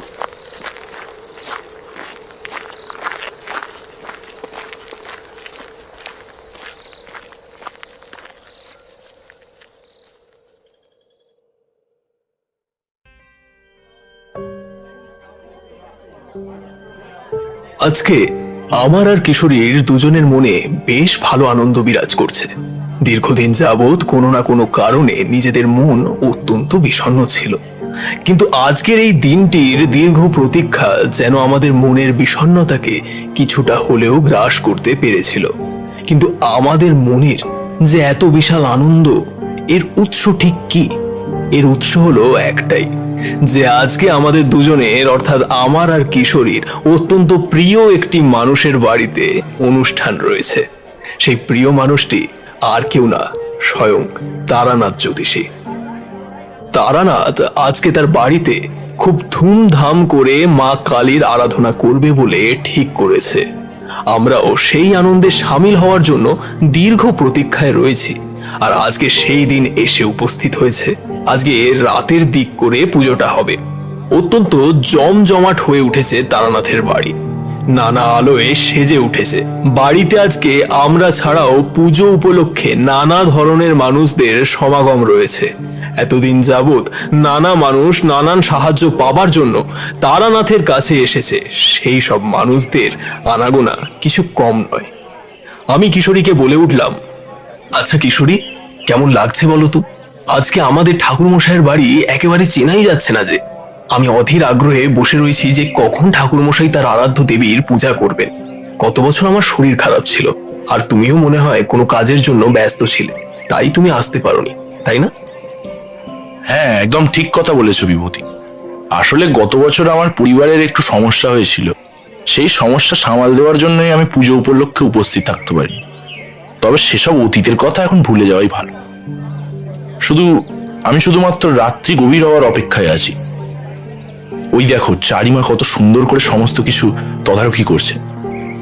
ঠাকুরমশাই মা কালীর অন্ধভক্ত হলেও তার গৃহে যে স্বয়ং তার মা অধিষ্ঠিত রয়েছেন কিশোরী, ঠাকুরমশাই যেভাবে চারিমাকে মা বলে সম্বোধন করে, তাতেই একটা গভীর শ্রদ্ধার আভাস পাওয়া যায়। সাধারণ ক্ষেত্রে পিতা সবসময় তার কন্যাকে স্নেহ করে, কিন্তু এক্ষেত্রে আমি লক্ষ্য করেছি স্নেহের থেকে শ্রদ্ধার পরিমাণটা একটু বেশি রয়েছে। আচ্ছা, তুমি কি ভাবছো বলো তো? যখন ঠাকুরমশাই পুজোর জন্য যজ্ঞ করবে, তখন আমাদের মনের অবস্থাটা ঠিক কেমন হবে? আমি আর কিশোরী দুজনে এই সব কথাবার্তা বলছিলাম, সেই সময় চারি আমাদের সামনে এসে আমার ও কিশোরীর উদ্দেশ্যে প্রশ্ন করে, কাকা বাবু, আপনারা তো নানা কাজে সাহায্য করছেন, আপনাদের জিজ্ঞাসা করা হয়নি। আপনারা কি কিছু খেয়েছেন, নাকি খালি পেটেই কাজ করে যাচ্ছেন? না, সেইভাবে খাওয়া দাওয়া কিছু হয়নি। আর তুমি চিন্তা করো না, এত সুন্দর করে পুজো হচ্ছে, সেইটাই একটু সাহায্য করছি মাত্র। তাছাড়া বাকিটা তো তুমি আর ঠাকুরমশাই সবটাই সামনে নিয়েছো, তাই চিন্তা করে কোনো লাভ নেই। আর যদি বলি না খাওয়ার কথা, তাহলে তুমি আর ঠাকুরমশাই দুজনেই তো অভুক্ত রয়েছো। পুজো যতক্ষণ না সম্পূর্ণ হবে ততক্ষণ তো তোমরা কোনো রকম জল স্পর্শ করবে না বলে ঠিক করেছো, তাই এসব ভেবে লাভ নেই। আর হ্যাঁ, যদিও আমি আর বিভূতি দুজনেই দুটো মিষ্টি জল খেয়েছি, তাই আমরা একেবারে উপোস করিনি। তুমি নির্দ্বিধায় নিজের খেয়াল রেখে কাজ করতে পারো। বেশ বেশ, আপনারা এখন নিজেদের মতো পুজো বাড়ি উপভোগ করুন। যদি কোনো প্রয়োজন হয় তাহলে কিন্তু আমাকে অবশ্যই ডাকবেন। আমি ব্যস্ত রয়েছি বলে কিন্তু আপনাদের কোনো অসুবিধা নিজেদের মধ্যে রেখে দেবেন না, তাহলে কিন্তু বাবা বড় কষ্ট পাবে, আর আমার ওপরেও রেগে যেতে পারে। এরপর চারি নিজের কাজে চলে গেলে আমরা দুইজনে গল্প করতে লাগলাম। ঠাকুরমশাইয়ের সঙ্গে কথা বলার সুযোগ সেইভাবে খুব একটা পাইনি। উনি নিজেই পুজোর কাজে ব্যস্ত, আর তাছাড়া অনেক ধরনের মানুষ এসেছেন, তাদের সঙ্গে তিনি মাঝে মধ্যে কথা বলছেন, তাই আমরা আর তার বিরক্তির কারণ হতে চাইনি। তাছাড়া আমরা দুইজন তো সবসময় রয়েইছি তারানাথ জ্যোতিষীর কাছ থেকে নানা গল্প শোনবার জন্য। সেটা তো আরো আনন্দদায়ক, এত মানুষের মাঝে যদি আমরা নিজেদের মতো কথাবার্তা বলি তাহলে সেটা কিছুটা দৃষ্টিকটু হবে, আবার সেটা হলে আমাদের সুবিধা হবে না। রাত ধীরে ধীরে বেড়ে ওঠে। রাত্রি 12টা বেজে গেলেই পুজো শুরু হয়। সত্যি বলতে তারানাথ ঠাকুরমশাই যতক্ষণ পুজো করছিলেন, আমরা দুজন মন্ত্রমুগ্ধ হয়ে তার দিকে চেয়েছিলাম। একটা মানুষ যে এতটা গভীরভাবে তার সমস্তটা উজাড় করে দিতে পারে শুধুমাত্র পুজো করবার জন্য, সেটা তারানাথকে না দেখলে বোধহয় কখনোই বুঝতে পারতাম না। সবাই পুজো দেখতেই ব্যস্ত। শুধুমাত্র আমরা দুজন যে তারানাথকে গভীরভাবে পর্যবেক্ষণ করছি তা কিন্তু নয়, প্রত্যেকটা মানুষ তারানাথ জ্যোতিষীর মায়ের আরাধনা করবার প্রক্রিয়াকে অত্যন্ত গভীরভাবে নিরীক্ষণ করছে, যদিও সেটা হওয়া অবাঞ্ছনীয় নয়। এরপর তারানাথ যজ্ঞ করবার জন্য যজ্ঞ কুণ্ডে আহুতি দিতে থাকে। তবে আহুতি দেওয়ার সময় আমরা লক্ষ্য করি যে তারানাথের শরীর কিছুটা হলেও যেন কাঁপছে। অবশ্য সেরকম কিছু হওয়া যে অপ্রত্যাশিত তা নয়। তারানাথ জ্যোতিষীর বয়স বেশ অনেকটাই বেড়েছে। এর মধ্যে প্রায় 24 ঘন্টা উনি নির্জলা রয়েছেন। তার কারণে শরীর যে খারাপ হবে এ কথা স্বাভাবিক। কিশোরী তারানাথের উদ্দেশ্যে প্রশ্ন করে, আচ্ছা, আপনার শরীর ঠিক আছে তো ঠাকুরমশাই? না মানে যেভাবে আপনাকে দেখছি তাতে মনে হলো না আপনার শরীর ঠিক আছে। আপনার শরীর মাঝে মধ্যে কেঁপে উঠছে, আপনি কি একটু বিশ্রাম নেবেন? ছি ছি, কিশোরী, তুমি কি বলছো? সামনে মা রয়েছেন, তার সামনে এসব তুমি বলতে পারছো কি করে? এসব শোনাও যে পাপ। মা কালীর পূজা সম্পন্ন না করে আমি যদি বিশ্রাম নিই তাহলে তো অন্যায় হবে, আর আমি কোনো রকমেই অন্যায় করতে চাই না। তাছাড়া আমার শরীর যে খুব খারাপ হয়েছে এমনটাও নয়, আমি বেশ ভালোই আছি। আসলে একটু বয়স বেড়ে যাচ্ছে কিনা, তাই সেই কারণেই শরীর ক্লান্ত হয়ে পড়েছে, এর বেশি কিছু নয়। তোমরা আমাকে নিয়ে বৃথা চিন্তা করা বন্ধ করে দাও, দেখবে সবটাই ঠিক হয়ে যাবে। দাঁড়াও, আবার সুন্দর করে আহুতি দেওয়া শুরু করি। এভাবে বাধা পেলে কিন্তু সত্যিই কোনো না কোনো অমঙ্গল ঘটতে পারে। এরপর তারানাথ পুনরায় যজ্ঞ কুণ্ডে আহুতি দিতে থাকে, কিন্তু তারানাথ জ্যোতিষীর শরীর আর সহ্য করতে পারে না। তাই তারানাথ ক্রমে জ্ঞান হারিয়ে মাটিতে লুটিয়ে পড়ে। এ ঘটনায় আমরা সেখানে যতজন উপস্থিত ছিলাম তারা সবাই অত্যন্ত বিস্মিত হয়ে যায়। তাড়াহুড়ো করে যতটা সম্ভব সকলকে উপেক্ষা করে ঠাকুর মশাইকে প্রথমেই তার ঘরে নিয়ে যাওয়ার বন্দোবস্ত করে দেয়া হয়। আমি আর কিশোরী দুজনে তারানাথকে ঘরে নিয়ে যাই। এদিকে চারি খুব করে কেঁদে চলেছে। যেহেতু তারানাথের শরীর অত্যন্ত খারাপ হয়ে গিয়েছিল, তাই পুজো সম্পন্ন করবার জন্য অন্য ব্রাহ্মণ বাকি পুজোটা করতে থাকেন। আমরা কেউই তারানাথের জ্ঞান ফেরা পর্যন্ত অপেক্ষা করিনি, কারণ তারানাথের শরীর দেখে অত্যন্ত ক্লান্ত বলে তাকে বিবেচিত করা হচ্ছিল। বেশ খানিকক্ষণ পর তারানাথের জ্ঞান ফেরে। তারানাথের সামনেই আমি, কিশোরী এবং চারি বসেছিলাম। তারানাথ তার শয্যা থেকে উঠে প্রথমে এভাবে আমাদেরকে বসে থাকতে দেখে কিছুটা হকচকিয়ে যায়, আর তার সাথে সে প্রশ্ন করে, এ কি, আমি এই ঘরের মধ্যে রয়েছি আর তোমরা আমার সম্মুখে এভাবে বসে অপেক্ষা করছো, কারণটা ঠিক কি? আমার শরীর এরকম লাগছে কেন? সত্যি বেশ অবাক লাগলো। আচ্ছা, এবার ধীরে ধীরে আমার সব যেন মনে পড়ছে। যজ্ঞের আহুতি দেওয়া চলছিল, আর এর মাঝেই আমি আমার জ্ঞান হারাই। তার মানে যজ্ঞ এখনো সম্পূর্ণ হয়নি, আমার কারণে সেটা অসমাপ্ত হয়ে রয়ে গেছে, আর আমি এখানে শয্যা নিয়ে নিশ্চিন্তে ঘুমাচ্ছিলাম। তাড়াতাড়ি তাড়াতাড়ি আমাকে বাইরে যেতে দাও। এইভাবে মায়ের পুজো পণ্ড আমি কিছুতেই হতে দিতে পারবো না, কোনোভাবেই না। চারি অত্যন্ত বেদনার সাথে ধীরে ধীরে বলে উঠল, বাবা, পুজো সম্পন্ন হয়ে গিয়েছে।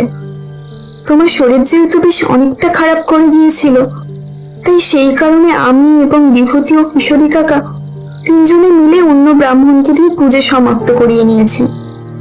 আমি জানি এই ঘটনা শুনে তুমি অত্যন্ত হতাশ হবে, কিন্তু এছাড়া আমার পক্ষে কিছু করা সম্ভব ছিল না, তাই এমন কার্য করে ফেলেছি। আসলে যেহেতু তোমার শরীর অত্যন্ত দুর্বল, তাই পুজো সম্পন্ন করার জন্য অন্য ব্রাহ্মণ পুজো সম্পন্ন করে নিয়েছে। তুমি দয়া করে হতাশ হও না বাবা। এ কি বললি তুই মা? আমি বড় পাপ করে ফেললাম যে। আমি যে শ্রদ্ধা ভক্তি নিয়ে মায়ের পুজো করছিলাম, সেই পুজো এইভাবে মায়ের চোখের সামনে হস্তান্তর হয়ে গেল, এ তো আমার কল্পনার অতীত। এইভাবে আমি কখনো ভাবতে পারি না এইবার যদি মা কালী আমার উপর কোনো কারণে রুষ্ট হন তাহলে ঠিক কি হবে? না না, আমি এটা বিশ্বাস করতে পারছি না যে আমি পুজো করছিলাম আর আমার অবর্তমানে কেউ পুজো করে দিয়ে চলে গেছে। এ যে অত্যন্ত অন্যায় হলো মা। তারানাথ অত্যন্ত হতাশ হয়ে যাওয়ার কারণে তাকে সামলানো এক প্রকার দুষ্কর হয়ে উঠেছিল। আসলে তারানাথ কখনো কল্পনা করতে পারেনি যে তার অবর্তমানে তার সাধের মা কালীর পুজো অন্য কেউ করবে। আর ঠিক সেই কারণেই ঠাকুরমশাই অত্যন্ত বিষণ্ণ হয়ে রয়েছে। ঠাকুরমশাই, এইসব ব্যাপার নিয়ে আর বেশি ভাববেন না। আসলে আমাদের কাছে আর কোনো উপায় ছিল না বলে এরকম সিদ্ধান্ত নিয়েছি। আশা করব যে আপনি আমাদের সকলের ব্যাপারটা একটুখানি গভীর মনোযোগ দিয়ে ভাববেন। পূজা দেখতে এসে সবাই যদি এরকম অবস্থায় সবটা পড়ে থাকতে দেখতো আর আপনার সুস্থ হওয়ার সময় পর্যন্ত তারা অপেক্ষা করত, তাহলে সেটা এক প্রকার তাদেরকে অপমান করা হতো। তাহলেও কিন্তু ঠিক একইভাবে আমাদেরকে হেনস্থার শিকার হতে হতো।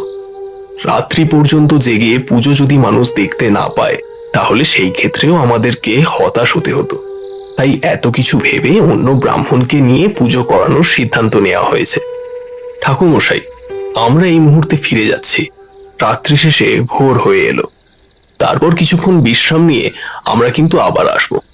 আর আপনিও বিশ্রাম নেবেন। কোনো রকম কোনো উত্তেজনামূলক কোনো কথাবার্তা বলবেন না বা কোনো কাজ করবেন না।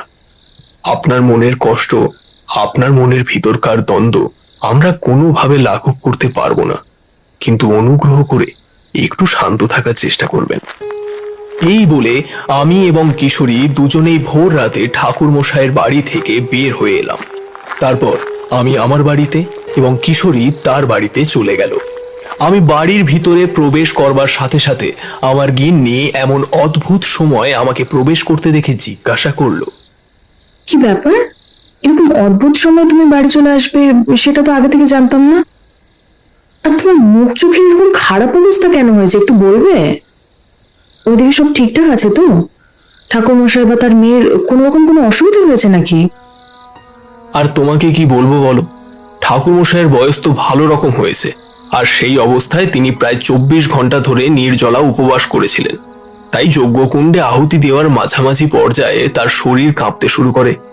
তাকে আমরা জিজ্ঞাসা করি, কিন্তু ঠাকুরমশাই বলেন যে তিনি সুস্থ রয়েছেন।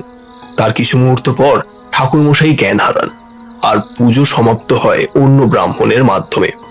এই ঘটনার জেরে ঠাকুরমশাই অত্যন্ত হতাশ হয়ে রয়েছেন। আমি এটাই বুঝতে পারছি না যে তাকে কি বলবো। তার নিজের পুজো করবার কথা ছিল, কিন্তু সেটা তিনি নিজে সমাপ্ত করতে পারলেন না। আর কি করার আছে, ওনার বয়সটাও তো বোঝা উচিত সবার, ওনারও বোঝা উচিত। যাই হোক, এখন তুমি বিশ্রাম নিয়ে নাও। মনে হয় বেলার দিকে তো আরো একবার যাবে ঠাকুরমশাইয়ের বাড়িতে।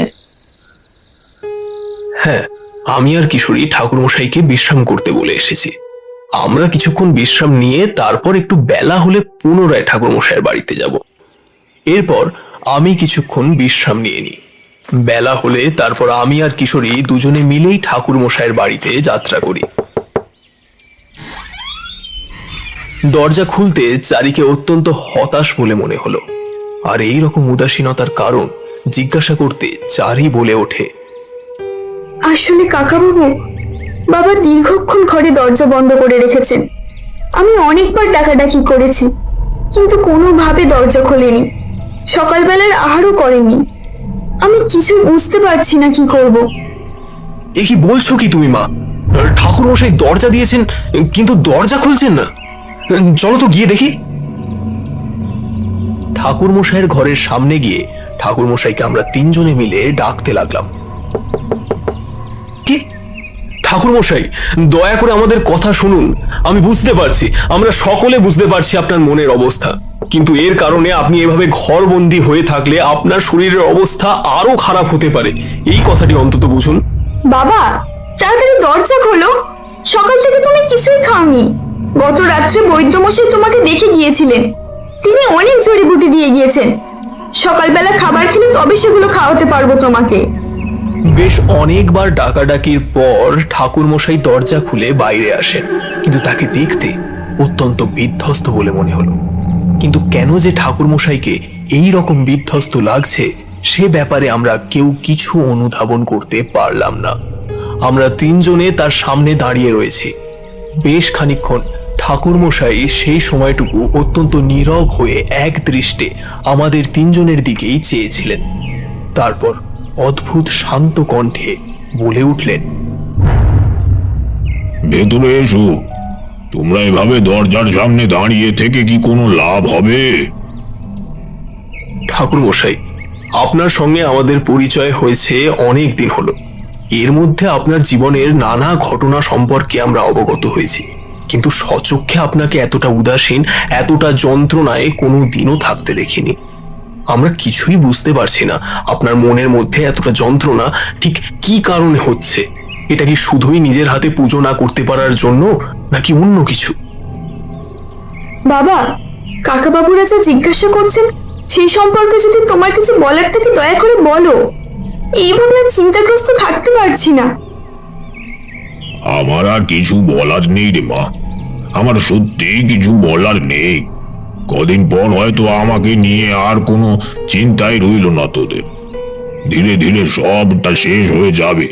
আমি ভালো মতন বুঝতে পারছি সবটা শেষ হয়ে যাবে। আমার জীবনের সময় ফুরিয়ে এসেছে চারি। বুঝলে বিভূতি কিশোরী, আমার জীবনের সময় ফুরিয়ে এসেছে। আমার অবর্তমানে তোমরা আমার মেয়েটাকে একটু দেখো। জানি না মেয়েটার বিবাহ দিয়ে যাওয়ার সময়টুকু আমি পাবো কিনা। তারানাথ জ্যোতিষীর মুখ থেকে এই রকম কথা শুনবার কোনো রকম প্রত্যাশা আমাদের দুঃস্বপ্নেও আসেনি। কিন্তু হঠাৎ কি এমন কারণ হলো যার জন্য ঠাকুরমশাই এই সমস্ত কথাবার্তা বলে চলেছেন? চারি আর চুপ করে থাকতে পারে না, ডুকরে কেঁদে ওঠে। কাঁদতে কাঁদতে বলে, খবরদার বাবা, আর এই সমস্ত কথা যেন আমাকে শুনতে না হয়। মানছি তোমাকে নিয়ে আমার অনেক চিন্তা রয়েছে, আমাকে নিয়েও তোমার অনেক চিন্তা, কিন্তু তার জন্য এভাবে নিজের মৃত্যু কামনা করতে পারো আমি বিশ্বাস করতে পারি না। আচ্ছা বাবা, তোমার মুখ থেকে তো এইরকম কথা কোনোদিনও শুনিনি। একটু বলো না বাবা, কি জন্য তোমার এই মনের অবস্থা? আমি আজ এই ধরনের কথা বলতে বাধ্য হচ্ছি, তার কারণ শুধুমাত্র আমার না পারার যন্ত্রণা নয়, শুধুমাত্র গত রাত্রে আমার নিজের অত্যন্ত কাঙ্ক্ষিত পুজোকে নিজের হাতে সমাপ্ত করতে না পারার যন্ত্রণা নয়। আমার মনের মধ্যে এক অন্য ধরনের স্রোত বয়ে চলেছে, যেটা তোমাদের কাউকে আমি ঠিক করে বোঝাতে পারছি না, আর জানি না তোমাদেরকে কোনোদিন বোঝাতে পারবো কিনা। আপনি আমাদের দুজনের অনেক সমস্যার সমাধান করেছেন। যখন আপনার বাড়িতে এসেছি কোনোদিনও হতাশ হয়ে ফিরে যেতে দেননি, তাই আজকে আমাদের উচিত আপনার পাশে থাকা। আপনি নির্দ্বিধায় বলুন আপনার মনের অবস্থাটা, ঠিক কি কি কারণে আপনি এ ধরনের কথাবার্তা বলছেন। আপনি যে নিজের মুখে নিজের মৃত্যু কামনা করছেন এ তো আমার ভাবনারও বাইরে। ঠাকুরমশাই, এভাবে দরজা বন্ধ করে থাকবেন না। আপনার শরীরের অবস্থা খুব একটা ভালো নয়। দয়া করে দরজা খুলে বাইরে আসুন। আপনি দয়া করে আর চুপ করে থাকবেন না। আপনার যদি কোনো সাহায্য আমরা করতে পারি তাহলে আমরা অত্যন্ত ধন্য মনে করব। বেশ, তবে তোমাদেরকে সমস্ত কথা আমি বলছি। কি কারণে আমার মনের মধ্যে এইরকম একটা ভয়ঙ্কর কষ্ট বাসা বেঁধে রয়েছে।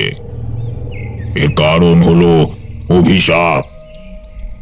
আমার জীবনে অভিশাপ রয়েছে যে, সেই অভিশাপ কাটানো এত সোজা নয়।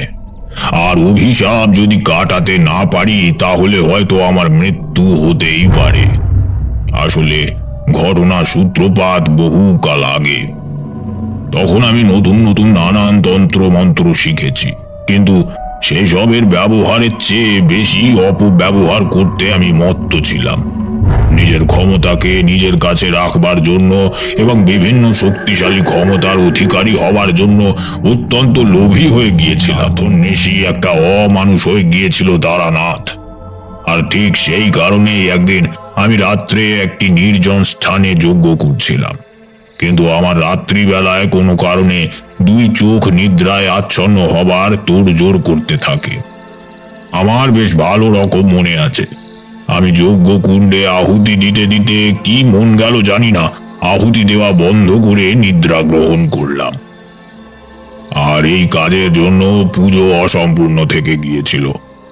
এই একটা ভুল যে আমার জীবনের কত বড় অভিশাপ হয়ে গিয়েছিল তা তোমরা ধারণা করতে পারবে না। মা কালী তার খুব ক্রোধ সমস্তটাই আমার উপর উগরে দিয়েছিলেন। শুধু মা কালী নয়, স্বয়ং অগ্নিদেব অত্যন্ত ক্রোধিত হয়েছিলেন আমার এই কাজের জন্য। আমি যেহেতু অত্যন্ত ক্লান্ত ছিলাম, ঠিক সেই কারণে তন্দ্রাচ্ছন্ন হয়ে পড়েছিলাম। হঠাৎ করেই একটা কণ্ঠস্বরে আমার ঘুম ভাঙে। আমি বেশ ভালো মতন লক্ষ্য করে দেখলাম যে মা কালী এবং অগ্নিদেব দুইজন স্বয়ং প্রকট হয়েছেন, কিন্তু তাদের জ্যোতি এতটাই তীব্র যে আমার ওই দুই পাপী নয়ন তা দেখতে পারছিল না। মা কালী বলে ওঠেন যে, তারানাথ, তুই আগেই অত্যন্ত লোভী হয়ে যে পাপগুলো করে চলেছিস তার জন্য কোনো রূপ শাস্তি প্রদান তোকে করা হয়নি, কিন্তু আজকে যা করলি তাতে আমি এবং অগ্নিদেব দুজনেই চরম অসন্তুষ্ট। আমার পূজা করছিলি তুই, আমাকে আহুতি দিতে দিতে ক্লান্ত হয়ে আমার পূজা অসম্পূর্ণ রেখে নিজেই বিশ্রাম গ্রহণ করলি, আর এর কারণে আমি চরম অপমানিত বোধ করেছি মূর্খ। তোর এই মূর্খামির কারণে তোকে এক চরম অভিশাপের সম্মুখীন হতে হবে। আমি তোকে অভিশাপ দিচ্ছি, আজকে যে ঘটনা ঘটলো সেই রকম ঘটনার পুনরাবৃত্তি যেদিন ঘটবে সেদিন এই অভিশাপ তোর সামনে গিয়ে উপস্থিত হবে। যুদ্ধের জন্য তুই প্রস্তুত থাকবি তো সেই সময়, নাকি মৃত্যুর জন্য তুই তৈরি থাকবি? হে মা, আমি জানি আমি চূড়ান্ত অন্যায় করেছি, কিন্তু দয়া করে তুমি ক্ষমা করে দাও। তুমি তো করুণাময়ী, আমাকে চরম কোনো শাস্তি দিও না মা। আমি প্রতিজ্ঞা করছি, আমি আজ পর্যন্ত যা পাপ করেছি তার পুনরাবৃত্তি কোনো দিনও ঘটবে না। এরপর মা কালী আর অগ্নিদেব দুজনেই তৈরি করেন এক অসুর, যার নাম অগ্নিসুর। এই অগ্নিসুরের আক্ষরিক অর্থ হলো আগুনের অসুর। এই অসুর খুব শক্তিশালী। যেহেতু অগ্নি থেকে এই অসুরের উৎপত্তি, তাই তার নাম অগ্নিসুর। আর এই অগ্নিসুরের কারণে আমার জীবনে চরম অন্ধকার নেমে আসবে। আমি জানি না সেই আগত সময়টা ঠিক এখন কিনা। আমার জীবনে দীর্ঘ এত বছর পর সেই একই ঘটনার পুনরাবৃত্তি ঘটল, একইভাবে আমি পুজো করতে পারলাম না। কিন্তু সেটা আপনি করেছিলেন ইচ্ছাকৃত, কিন্তু এই ক্ষেত্রে আপনার শরীর খারাপ হয়ে গিয়েছিল, তার কারণ আপনি আপনার পুজো সমাপ্ত করতে পারেননি। কিন্তু বাকি সময়টুকু আপনি পূজা করেছিলেন, সেইটুকুনিতে আপনার মনের মধ্যে কোনো রকম যে দ্বিধা ছিল বা শ্রদ্ধার কোনো রকম খামতি ছিল তা তো মনে হয়নি। তাই আমার মনে হয় আপনি একটু বেশি ভেবে ফেলছেন। এত ভাবার দরকার নেই। আপনার ভ্রান্ত ধারণা যে আপনি অনেক বছর আগে যা অভিশাপ পেয়েছিলেন সেটা এই মুহূর্তে আপনার সঙ্গে ঘটবে। আপনার মৃত্যু এই মুহূর্তে হবে না, এটা আপনার নিছক ধারণা। আপনি সব ভ্রান্ত ধারণা থেকে বেরিয়ে আসুন। যদি আপনি এভাবে নিজেকে গুটিয়ে রেখে দেন একটি ঘরের মধ্যে, ক্রমাগত হতাশ হয়ে যেতে থাকেন, তাহলে মানসিক অবসাদ আপনাকে চূড়ান্তভাবে গ্রাস করবে ঠাকুরমশাই। আর আপনার মতো মানুষের এই অবস্থা বা এই পরিণতি হবে সেটা কখনোই কাম্য নয়। তোরা কেউ বুঝতে পারছিস না আমার মনের অবস্থা। যদি এটা নিতান্তই কাকতালীয় ঘটনা হতো তাহলে আমার মনের মধ্যে এত তীব্র যন্ত্রণা, তীব্র হাহাকার, নিজের কাছের মানুষদেরকে চিরতরে হারিয়ে ফেলবার মতো যন্ত্রণা আমাকে ভোগ করতে হতো না, যেটা আমাকে এই মুহূর্তে ভোগ করতে হচ্ছে। সবকিছুর ব্যাখ্যা হয় না রে মা। কিশোরী, বিভূতি, সবকিছুর ব্যাখ্যা কখনো পাওয়া যায় না। আমাদের পৃথিবীতে তথা পৃথিবীর বাইরে এমন অনেক কিছু রয়েছে যার ব্যাখ্যা কখনোই আমরা দিতে পারি না। বেশ ঠাকুরমশাই, আপনি যা বলতে চেয়েছেন আমরা সবটাই বুঝলাম, কিন্তু অগ্নিসুর আসলে কে? এটা কি শুধুমাত্রই একটা অভিশাপ, নাকি সত্যি এরকম কোনো অসুর পৃথিবীর বুকে তার অস্তিত্ব বজায় রেখেছে? অগ্নিসুর কে সেই সম্পর্কে তোমাদের আগেই বলেছি। অগ্নিসুর মা কালী এবং অগ্নিদেবের ক্রোধের মিলিত ফল। অগ্নিসুর তখনই আমার সম্মুখে আসবে যখন তার আসবার সময় হবে, আর আমি যদি খুব ভুল না করি তার আমার কাছে আসবার সময় আগত হয়ে গিয়েছে। আমার মৃত্যুর সময় আগত হয়ে গিয়েছে। কিন্তু ঠাকুরমশাই, আপনি অনেক বিপদ থেকে নিজেকে এবং অনেককে উদ্ধার করেছেন, তাহলে এইটা কেন ভাবছেন যে অগ্নিসুর আসলেই আপনার মৃত্যু অনিবার্য? এমন তো হতে পারে আপনি এমন কিছু করলেন যার কারণে অগ্নিসুর কিছুই করতে পারল না। অগ্নিসুর হয়তো আপনার কারণেই বধ হয়ে গেল। এই অগ্নিসুরকে যখন মা তারা অর্থাৎ মা কালী এবং স্বয়ং অগ্নিদেব মিলে সৃষ্টি করেছিলেন, তখন তার কোনো প্রতিকার নিশ্চয়ই বলে দিয়েছিলেন। ঠাকুরমশাই, আপনি একটু ভেবেচিন্তে বলুন তো, এমন কি কোনো উপায় রয়েছে আপনার জানা, যাতে করে এই অগ্নিসুর যতই শক্তিশালী হোক না কেন তার শক্তিকে রোধ করা সম্ভব হয়ে যাবে? না, মা কালী এবং অগ্নিদেব দুজনে অগ্নিসুরকে সৃষ্টি করবার পর তার প্রতিরোধের ক্ষমতা সম্পর্কে কিছুই আমাকে বলে যাননি, কিন্তু এটাই বলে দিয়েছিলেন যে প্রতিকার আমাকে নিজেই খুঁজে বার করতে হবে। দোষ যখন আমি করেছিলাম, অন্যায় যখন আমি করেছিলাম, তার শাস্তি তো আমাকে পেতেই হবে কিশোরী। ঠাকুরমশাই, আমার মাথায় একটা ব্যাপার এসেছে। যদি অগ্নিদেবের কোনো মন্দির বা কিছু থেকে থাকে, সেখানে গিয়ে যদি আপনি পুজো দেন, তাহলে সেখানে অগ্নিদেব যদি আপনার উপর তুষ্ট হন, তাহলে নিশ্চয়ই অগ্নিসুরের ক্ষমতা হ্রাস পাবে, আর তারপরে আপনি ওই অগ্নিসুরকে নিশ্চয়ই বধ করতে পারবেন। এরকম কিছু হলে অত্যন্ত ভালোই হতো, কিন্তু আমাদের আশেপাশে বা কোথাও অগ্নিদেবের কোনো মন্দির রয়েছে বলে আমার জানা নেই। আর এই অগ্নিসুর কেমন, তাকে প্রতিহত করবার উপায় কি, তার ক্ষমতা কতটুকু, সেই সম্পর্কে আমার কোনো ধারণা নেই। তাই আমি এই মুহূর্তে পরাজয় স্বীকার করেই বসে রয়েছি। যদিও সেটা আমার নীতির বিরুদ্ধাচরণ করে, কিন্তু আমার কাছে যে আর কোনো উপায় নেই। অল্প বয়সে যে অন্যায় করেছিলাম, যে পাপ করেছিলাম, তার দায় যে কোনোদিন আমার উপর বর্তাবে না, এমন তো কোথাও কেউ আমাকে বলেনি। যখন আমি কোনো অন্যায় করেছি, কোনো পাপ করেছি, তখন তার সাজা আমাকে পেতে হবেই, এটাই জগতের নিয়ম। তবে এখন উপায় কিভাবে আমরা এই সমস্যা থেকে বের হতে পারবো, আপনি বলে দিন। আর আমরা দুজনেই ঠিক করেছি এই ক্ষেত্রে আপনার যত রকম সাহায্যের দরকার হয় সব সাহায্য আমরা করব। আপনি যদি অন্য কোথাও যান, আপনার সঙ্গে আমরা দুজন যাব। আপনাকে একা সমস্ত সমস্যার মোকাবিলা করতে কখনো দিতে পারি না আমরা। বেশ, তাহলে একটা কাজ আমরা করতে পারি, যদিও জানি না কতটা সফল হতে পারবো। মা কালী আমার সহায় রয়েছেন, তা আমি জানি, কিন্তু এই অগ্নিসুরের উৎপত্তি যেহেতু অগ্নি অর্থাৎ আগুন থেকে, তাই অগ্নিদেবকে তুষ্ট করতে হবে বলে আমার প্রাথমিক ধারণা। আর তার জন্য বেশ ভালো মতন পুজো করতে হবে অগ্নিদেবের, কিন্তু সেটা এই বাড়িতে থেকে করলে চলবে না। আমরা বাড়ির বাইরে কোথাও যাব, সেখানে গিয়ে যখন আমাদের কাছে বিপদের কালো মেঘ এগিয়ে আসবে, তখনই আমরা অগ্নিদেবের পুজো করতে নিজেদেরকে প্রবৃত্ত করব। কিন্তু তোমরা যে আমাকে সাহায্য করবে বললে, সেই ব্যাপারে আরেকটু ভেবে নাও। যদি কোনো রকম সমস্যা সৃষ্টি হয়, যদি তোমাদের কোনো প্রাণ সংশয় করার সম্ভাবনা থাকে, তখন আমি কিন্তু নিজেকে কখনোই ক্ষমা করতে পারবো না। তোমাদের কি সেই মানসিক প্রস্তুতি রয়েছে? আমি আমার কথা আগেই বলেছি, যা সাহায্যের প্রয়োজন সমস্ত সাহায্য করবার জন্য আমি আপনার পাশে রয়েছি। যদি কোনো ভালো কাজ করতে গিয়ে নিজের মৃত্যু হয়, তাহলে সেই মৃত্যু কখনোই খারাপ হয় না, সেই মৃত্যু অত্যন্ত সুখের। আনন্দের সাথে মৃত্যুবরণ করতে আমি কখনোই পিছুপা হব না। আপনি সম্পূর্ণ বিশ্বাস রাখতে পারেন আমার ওপর। এবার কিশোরীর ব্যাপার আমি জানি না, কিশোরী সম্পূর্ণভাবে রাজি হবে কিনা। অবশ্যই রাজি না হওয়ার কি কোনো কারণ রয়েছে? আজকে যখন ঠাকুরমশাইয়ের প্রাণ সংশয় হয়েছে, তখন তাকে সাধারণ মানুষ হিসেবে যতটা সাহায্য করবার প্রয়োজন আমি করব। এরপর আমাদের পরিকল্পনা অনুযায়ী পরের দিন আমরা তিনজনে মিলে বাড়ি থেকে বের হয়ে পড়ি। কিন্তু আমাদের উদ্দেশ্য থাকলেও আমাদের গন্তব্য কোথায় আমাদের জানা নেই। চারি যদিও আমাদের সঙ্গে আসতে চেয়েছিল, কিন্তু আমরা তিনজনেই তাকে বুঝিয়ে সুঝিয়ে আমার বাড়িতে রেখে এসেছি।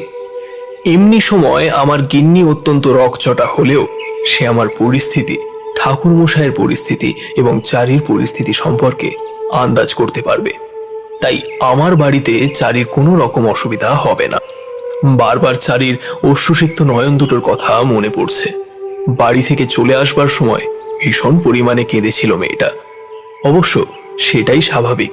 নিজের বাবাকে যদি হারানোর ভয় পেয়ে থাকতে হয়, তাকে যদি তার বাবার সংস্পর্শ থেকে বঞ্চিত হতে হয়, তাহলে সন্তানের পক্ষে সেটা মেনে নেওয়া কতটা কষ্টকর সেই ব্যাপারে সবাই বুঝতে পেরেছি।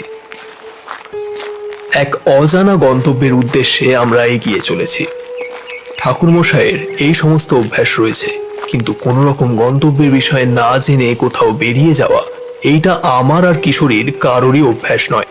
ঠাকুরমশাইয়ের প্রতি অনুগত হয়ে তাকে শ্রদ্ধা জানিয়ে তার পাশে থাকার অঙ্গীকার নিয়ে যে শপথ আমরা গ্রহণ করেছি, তা যতক্ষণ না রাখতে পারছি আমাদের শান্তি নেই। আমরা এগিয়ে চলেছি, কিন্তু অস্বাভাবিকভাবে তিনজনের গরম হচ্ছে। যদিও সময়টা বসন্তকাল, কিন্তু তাহলেও যেন গ্রীষ্মের প্রখর দাবদাহের শিকার হচ্ছি আমরা তিনজন। বিভূতি আর আমি এর কারণ কিছুই বুঝতে পারলাম না। তারানাথ জ্যোতিষীর কাছে জানতে চাইলাম আমরা। কিশোরী প্রশ্ন করে, আচ্ছা ঠাকুরমশাই, এভাবে আমাদের শরীর জ্বালা করছে কেন? মনে হচ্ছে যেন কোনো গরম আগুনের গোলার মধ্যে আমরা রয়েছি। আবহাওয়া তো সাধারণভাবে এরকম হওয়ার কথা নয়, কিন্তু আমাদের চামড়া যেন পুড়ে যাচ্ছে ধীরে ধীরে। কি হচ্ছে কিছুই বুঝতে পারছি না। আপনি কিছু বলুন ঠাকুরমশাই। এইবার ভালো করে লক্ষ্য করে দেখো, ধীরে ধীরে আমাদের শরীরের বেশ অনেকটা অংশ পুড়ে যাচ্ছে। এর মানে তোমরা কি বুঝতে পারছো? এর মানে একটাই ব্যাপার, অগ্নিসুরের আসার সময় এসে গেছে। তোমরা বলেছিলে না যে ঘটনাটা অত্যন্ত কাকতালীয়, কিন্তু না, আমি একজন সাধক, অত্যন্ত গভীরভাবে তন্ত্র সাধনা করেছি অনেক বছর ধরে। তাই তোমাদের থেকে আমার এই সব বিষয়ে জ্ঞান অনেকাংশে রয়েছে। আমি আগে থেকেই তোমাদেরকে সাবধান করেছিলাম, নিজের জীবন আমার সঙ্গে জড়িয়ে ফেলো না। এবার দেখা যাক কি হয়, তবে যা হবে তার জন্য কিন্তু প্রস্তুত থেকো তোমরা। এরপর আমরা শরীরের কিছুটা দগ্ধ অবস্থা লক্ষ্য করলাম, কিন্তু তবুও আমাদের কিছু করবার উপায় জানা ছিল না। শরীরের কষ্ট নিয়ে এগিয়ে যেতে লাগলাম।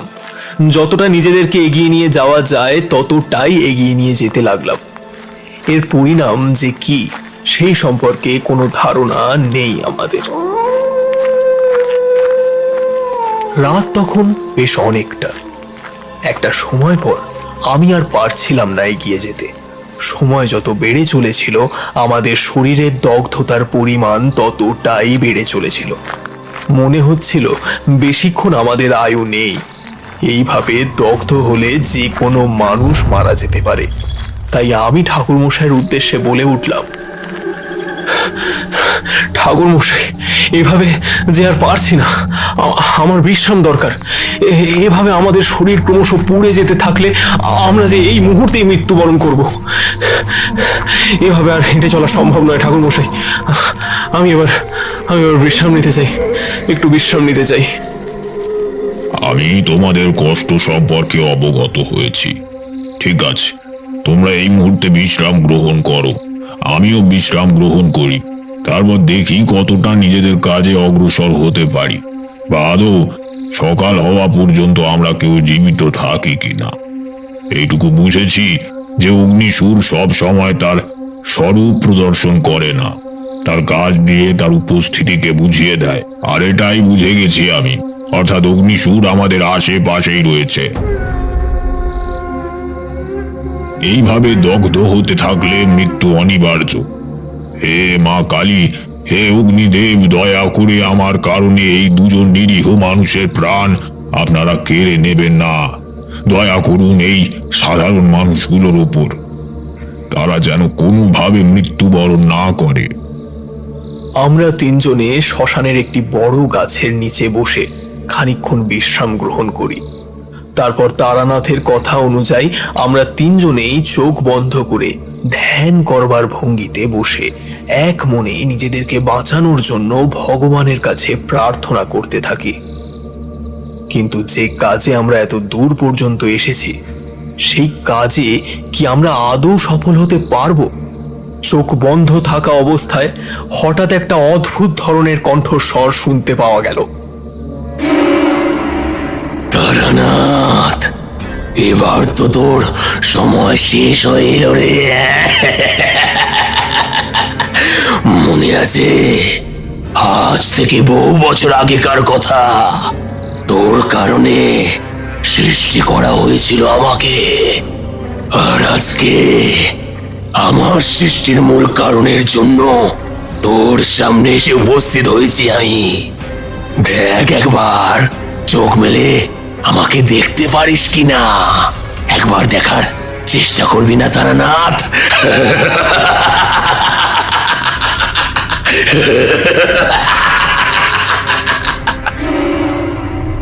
এই কণ্ঠস্বর শোনার পর আমরা তিনজনেই চোখ মেলে সামনের দিকে তাকাই, কিন্তু সামনের দিকে তাকাতেই একটা বড় আগুনের গোলা এতটা তেজ নিয়ে আমাদের সামনে উপস্থিত হয় যে তাকে ভালো করে দেখবার শক্তিটুকু আমাদের থাকে না। নিমেষে যেন চোখ ঝলসে যাবে এই রকম অবস্থা হয়। এক পলক তাকানোর যন্ত্রণা যে কতটা সেটা ভাষায় ব্যক্ত করা যাবে না। কিশোরী বলে ওঠে, ঠাকুরমশাই, এই আমাদের সামনে কি রয়েছে বলুন তো? এইভাবে তাকাতে পারছি না। যে লোকটাকে দেখা মাত্রই আমার চোখ রীতিমতো পুড়ে গেল। শরীরের তো অত্যাধিক অংশ পুড়ে গিয়েছে, এখন দুটো চোখ যেন ভস্ম হয়ে গেল। ঠাকুরমশাই, সামনে কে রয়েছে আপনি কিছু বলতে পারবেন? আমার সামনে তথা আমাদের সামনে যে উপস্থিত হয়েছে সে আর কেউ নয়, স্বয়ং অগ্নিসুর, যার কারণে আমাদের শরীরের অধিকাংশ পুড়ে গিয়েছে, এবং তাকে দেখবার চেষ্টা করা মাত্র তোমার চোখের অবস্থা অত্যন্ত শোচনীয় হয়ে গিয়েছে। তাই যেভাবে আমরা ওই অসুরের সঙ্গে লড়াই করবার চেষ্টা করি না কেন, তা কিন্তু অত্যন্ত কঠিন হবে, কারণ আমরা চোখ খোলা থাকা অবস্থায় যুদ্ধ কখনোই করতে পারবো না। যা খুশি নিতে পারিস তোরা, এই মুহূর্তে আমি সব জ্বালিয়ে দেব, ছাড়খাড় করে দেব তোদের তিনজনকেই। আমার হত্যা করার কথা ছিল তারানাথকে, কিন্তু তারানাথের সঙ্গে এই দুজন যখন এসেছে তখন তাদেরকেও বেঁচে থাকার কোনো অধিকার আমি কোনোভাবেই দেব না। তারানাথের মতো তারাও যে শয়তান, তোরা এই শয়তানের সঙ্গে এসে ভুল করেছিস, তার মূল্য তোদের যে জীবন দিয়ে দিতে হবে। হ্যাঁ হ্যাঁ, জীবন দিয়ে দিতে হবে।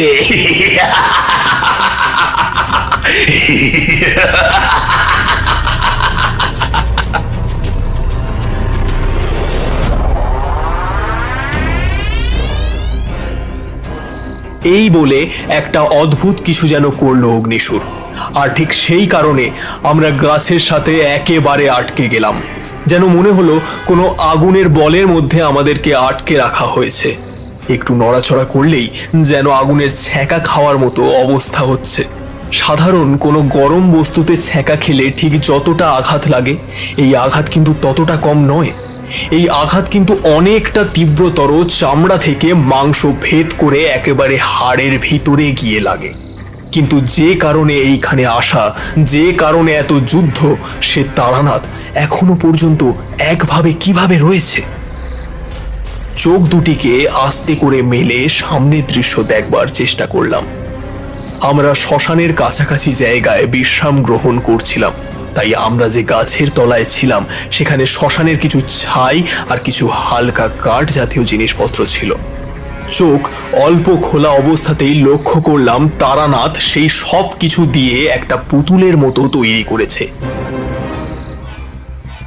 এবং তাকে সামনে রেখে ক্রমাগত অগ্নিদেবের নাম উচ্চারণ করে তার আরাধনা করে চলেছে। এটাই বোধহয় তারানাথ তান্ত্রিক। তার জীবনে তার সামনে মৃত্যু এসে উপস্থিত হলেও তার চেষ্টা কখনোই শেষ হয় না। এদিকে অগ্নিসুর অত্যন্ত ক্ষিপ্ত হয়ে বারংবার অগ্নি নিক্ষেপ করতে থাকে তারানাথের দিকে, কিন্তু যেহেতু তারানাথ অগ্নিদেবের পূজা করছিল তাই কোনো রকম আগুন তাকে স্পর্শ করতে পারে না। তারানাথ ক্রমান্বয়ে মন্ত্র পড়ে চলেছে। ওম অগ্নিদেবায় পরিত্রাণ স্বাহা, ওম অগ্নিদেবায় পরিত্রাণাঃ স্বাহা।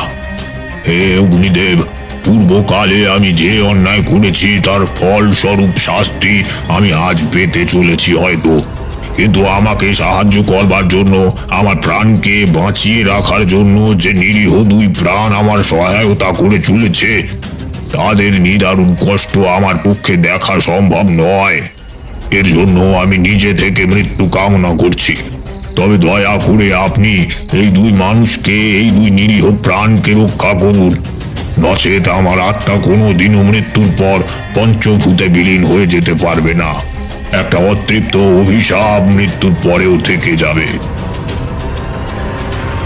তারানাথের এই অন্যতম প্রয়াসের জন্য অগ্নিসুর আরো ক্ষিপ্ত হয়ে ওঠে। তারানাথের কাছ থেকে যেটুকু জেনেছি, অগ্নিসুরের জন্ম হয়েছে তারানাথের বহুদিন আগেকার একটি ঘটনার পরিপ্রেক্ষিতে অভিশাপ হয়ে। কিন্তু তারানাথকে হত্যা করবার জন্য সে এতটাই ক্ষিপ্ত হয়ে ওঠে যে ধীরে ধীরে তার সমস্ত সীমা লঙ্ঘন করতে থাকে। অগ্নিদেব এবং মা কালী, এই দুই দেবদেবী দ্বারা সৃষ্ট অগ্নিসুর ধীরে ধীরে আশপাশের সমস্ত গাছপালা জ্বালিয়ে দিতে থাকে। বিনা কারণে দাবানলের সৃষ্টি হয়। আমাদের শরীর পুরোপুরি দগ্ধ হয়ে গিয়েছে। তারানাথের সঙ্গে আমাদের দুইজনের যে মৃত্যু আবশ্যিক সেটা বুঝতে পেরে গিয়েছিলাম। বারবার নিজের স্ত্রী, পরিবার, আত্মীয় স্বজন, চারি সবার কথা মনে পড়ছিল। ব্যাস, এরপর জ্ঞান হারিয়ে ফেলি। কিন্তু অদ্ভুতভাবে যখন আমাদের জ্ঞান ফিরে আসে, তখন লক্ষ্য করি আমরা তারানাথ জ্যোতিষীর বাড়িতে রয়েছি। এটা সঠিক না ভ্রম সেইটা বুঝতেই আমার বেশ খানিকক্ষণ সময় অতিবাহিত হয়ে যায়। পাশে দেখি কিশোরী অচেতন হয়ে পড়ে রয়েছে। আমি কিশোরীকে ডেকে তোলবার জন্য ব্যস্ত হয়ে পড়লাম। কিশোরী, শুনতে পাচ্ছ কিশোরী? আমরা এখনো বেঁচে রয়েছি, আমরা মৃত্যুবরণ করিনি, অচেতন হয়ে গিয়েছিলাম। আমি এখনো বুঝতে পারছি না সেই অজ্ঞাত স্থান থেকে কিভাবে আমরা আবার ঠাকুর মশাইয়ের বাড়িতে এসে পৌঁছেছি। এটা আমার কাছে একটা অত্যন্ত অবিশ্বাস্য ঘটনা। তুমি তাড়াতাড়ি নিজের জ্ঞানে ফিরে এসো। কিশোরীর শরীরটা ভালো করে পর্যবেক্ষণ করে বুঝতে পারলাম তার শরীরে কোথাও দগ্ধ হয়ে যাবার চিহ্নটুকু নেই। কিন্তু আমার স্পষ্ট মনে রয়েছে যে আমরা তিনজনে দগ্ধ হয়ে মৃত্যুবরণ করেছিলাম। তাহলে কিশোরীর শরীর পুনরায় আগের মতো সাধারণ কিভাবে হয়ে যেতে পারে? এরপর নিজের হাত পায়ের দিকে লক্ষ্য করলাম। না, কোথাও কোনো পুড়ে যাওয়ার চিহ্ন নেই। পুড়ে যাবার চিহ্ন তো দূরস্থ। আমাদের সঙ্গে যে এত বড় ঘটনা ঘটে গিয়েছে, এত বড় ঝড় পেরিয়ে এসেছি আমরা, সেটা আমাদেরকে দেখলে কেউ বুঝতেও পারবে না। কারণ আমি নিজেই কিছুই বুঝতে পারছি না। সবকিছু স্বাভাবিকই লাগছে, কিন্তু সবকিছু যতটা স্বাভাবিক বলে মনে হচ্ছে, আদৌ কি ততটা স্বাভাবিক? সব প্রশ্নের উত্তর তখনই পাবো যখন তারানাথ জ্যোতিষীকে আমরা খুঁজে পাবো। কিন্তু তিনি কোথায়? ইতিমধ্যেই কিশোরী হালকা শব্দ করে উঠল। ওর মুখের কাছে কান কিছুটা এগিয়ে নিয়ে যেতে বুঝতে পারলাম বিড়বিড় করে বলছে, ঠাকুর মশাই, আমরা আপনার সাথে কিচ্ছু খারাপ হতে দেব না। অগ্নিদেব, মা কালী, ঠাকুর মশাইকে বাঁচান। আমাদের সময় ফুরিয়ে যাচ্ছে, আমাদেরকেও বাঁচান। কিশোরীর কথা শুনে মনে মনে বেশ আনন্দিতই হলাম। মাঝে মধ্যে গল্প বলার সময় কিশোরীর সঙ্গে ঠাকুর মশাইয়ের ছোটখাটো একটা ঠান্ডা সংঘাতের সৃষ্টি হলেও কিশোরী যে ঠাকুর মশাইয়ের প্রতি তার শ্রদ্ধাকে কখনোই ক্ষুণ্ণ হতে দেয়নি, এটাই বড় প্রাপ্তি। তবে বেশিক্ষণ এইভাবে কিশোরীকে অচেতন হয়ে থাকতে দিলে চলবে না। শরীর হিতে বিপরীত হয়ে যেতে পারে। পাশে থাকা জলের গ্লাসটা থেকে কয়েক ফোঁটা জল ছিটিয়ে দিলাম কিশোরীর মুখে। তারপর হাতের তালু ও পায়ের তালুতে বেশ কয়েকবার ঘষার পর ধীরে ধীরে কিশোরী সজ্ঞানে ফিরল। আর তারপর আমার মতো তারও ঠিক একই প্রশ্ন। বিভূতি, আমার তো মনে হয় ঠাকুর মশাইয়ের বাড়িতে রয়েছি, কিন্তু এ কি করে সম্ভব? আমাদের গায়ে একটু কোনো আঘাতের চিহ্ন নেই, আমরা বেঁচে রয়েছি, তাও আবার নিজের পরিচিত জায়গায়। কে আমাদের ওই রকম অবস্থায় বাড়িতে নিয়ে আসবে? তাছাড়া যদি ধরেও নিই কেউ আমাদের নিয়ে এসেছে, আমাদের শরীরের আঘাতের কোনো চিহ্ন তো নেই। এর মানে আমরা বেঁচে রয়েছি, আমাদের সঙ্গে কোনো অন্যায় হয়নি। তারানাথ জ্যোতিষী আর ভগবান দুজনেই আমাদের প্রাণ বাঁচিয়েছে। কিন্তু ঠাকুর মশাই কোথায়? তাকে দেখছি না। তবে কি ভগবান আমাদের প্রতি কোনো রকম অন্যায় না করলেও ঠাকুর মশাইকে কি কেড়ে নিয়েছেন? কিশোরীর মুখে এরকম কথা শুনে বুকের মধ্যে যেন একটা তীরের ফলা এসে বিঁধল। সত্যি যদি এমন কিছু হয়ে যায় তাহলে আমরা নিজেদেরকে কিছুতেই ক্ষমা করতে পারবো না। এমন সময় ঘটল এক অত্যন্ত অদ্ভুত ঘটনা। পিছন দিক থেকে কারোর পায়ের শব্দ পেয়ে ঘুরে তাকিয়ে দেখলাম তারানাথ আমাদের দিকে এগিয়ে আসছে, তবে তার শরীরের অনেকাংশ দগ্ধ। ঠিক যতটা আমরা গতকাল দেখেছিলাম ততটাই রয়েছে, কিন্তু তবুও প্রাণে বেঁচে রয়েছে তারানাথ। তারানাথকে জীবিত দেখে আমাদের মধ্যে যেন প্রাণ ফিরে এলো। তারানাথ কিছুটা এগিয়ে এসেই আর দাঁড়িয়ে থাকতে না পেরে নিচে বসে পড়ল। বলা ভালো যে তার পক্ষে আর দাঁড়িয়ে থাকা সম্ভব নয় বলে সে পড়ে গেল। আমরা এগিয়ে যেতে অত্যন্ত ধীর কণ্ঠে বেশ ভালোভাবেই বলে উঠল, দেখলে তোমরা, ভগবান কখনোই অন্যায় করেন না। তারা সব সময় সঠিক এবং বেঠিকের বিচার করতে জানেন। তোমরা যে সৎ উদ্দেশ্য নিয়ে আমাকে সহায়তা করবার জন্য আমার সমস্ত দুঃখ কষ্ট যন্ত্রণাকে ভাগ করে নিয়েছিলে, তার থেকে বড় মনুষ্যত্বের পরিচয় বোধহয় আর কিছুতেই পাওয়া যেত না। এটাতে আমি যেমন খুব খুশি হয়েছি, তেমন তোমরা পুরোপুরি অক্ষত রয়েছ। এখন নিশ্চয়ই ভাবছো যে আমার শরীরের দগ্ধতা এখনো নিরাময় হয়নি কেন তোমাদের মতো। এর কারণ একটাই, ভগবান তোমাদের দুজনের সৎ ইচ্ছা এবং শুভ শক্তির কারণে আমাকে অক্ষত রেখেছেন। এটা যেমন ঠিক তেমনি অভিশাপ পুরোপুরি বৃথা যায়নি। তোমরা জ্ঞান হারানোর পর অগ্নিদেবের সাহায্যে আমি অগ্নিসুরের বিরুদ্ধে রুখে দাঁড়াই। আমার চারপাশটা তখন রীতিমতো দাউ দাউ করে জ্বলছিল, এমনকি আমিও দগ্ধ হয়েছিলাম। যেহেতু অগ্নিসুর তার সীমা অতিক্রম করেছিল আর অগ্নিদেবকে আমরা মিলিত প্রয়াসে তুষ্ট করতে পেরেছিলাম, তাই তিনি অগ্নিসুরের ক্ষমতাকে কিছুটা ক্ষীণ করে দেন। কিন্তু পূর্বকালে যে অন্যায় আমি করেছিলাম তার শাস্তি স্বরূপ কিছুটা যন্ত্রণা আমার মধ্যে থেকে যায়। যাই হোক, বেঁচে ফিরেছি এই অনেক।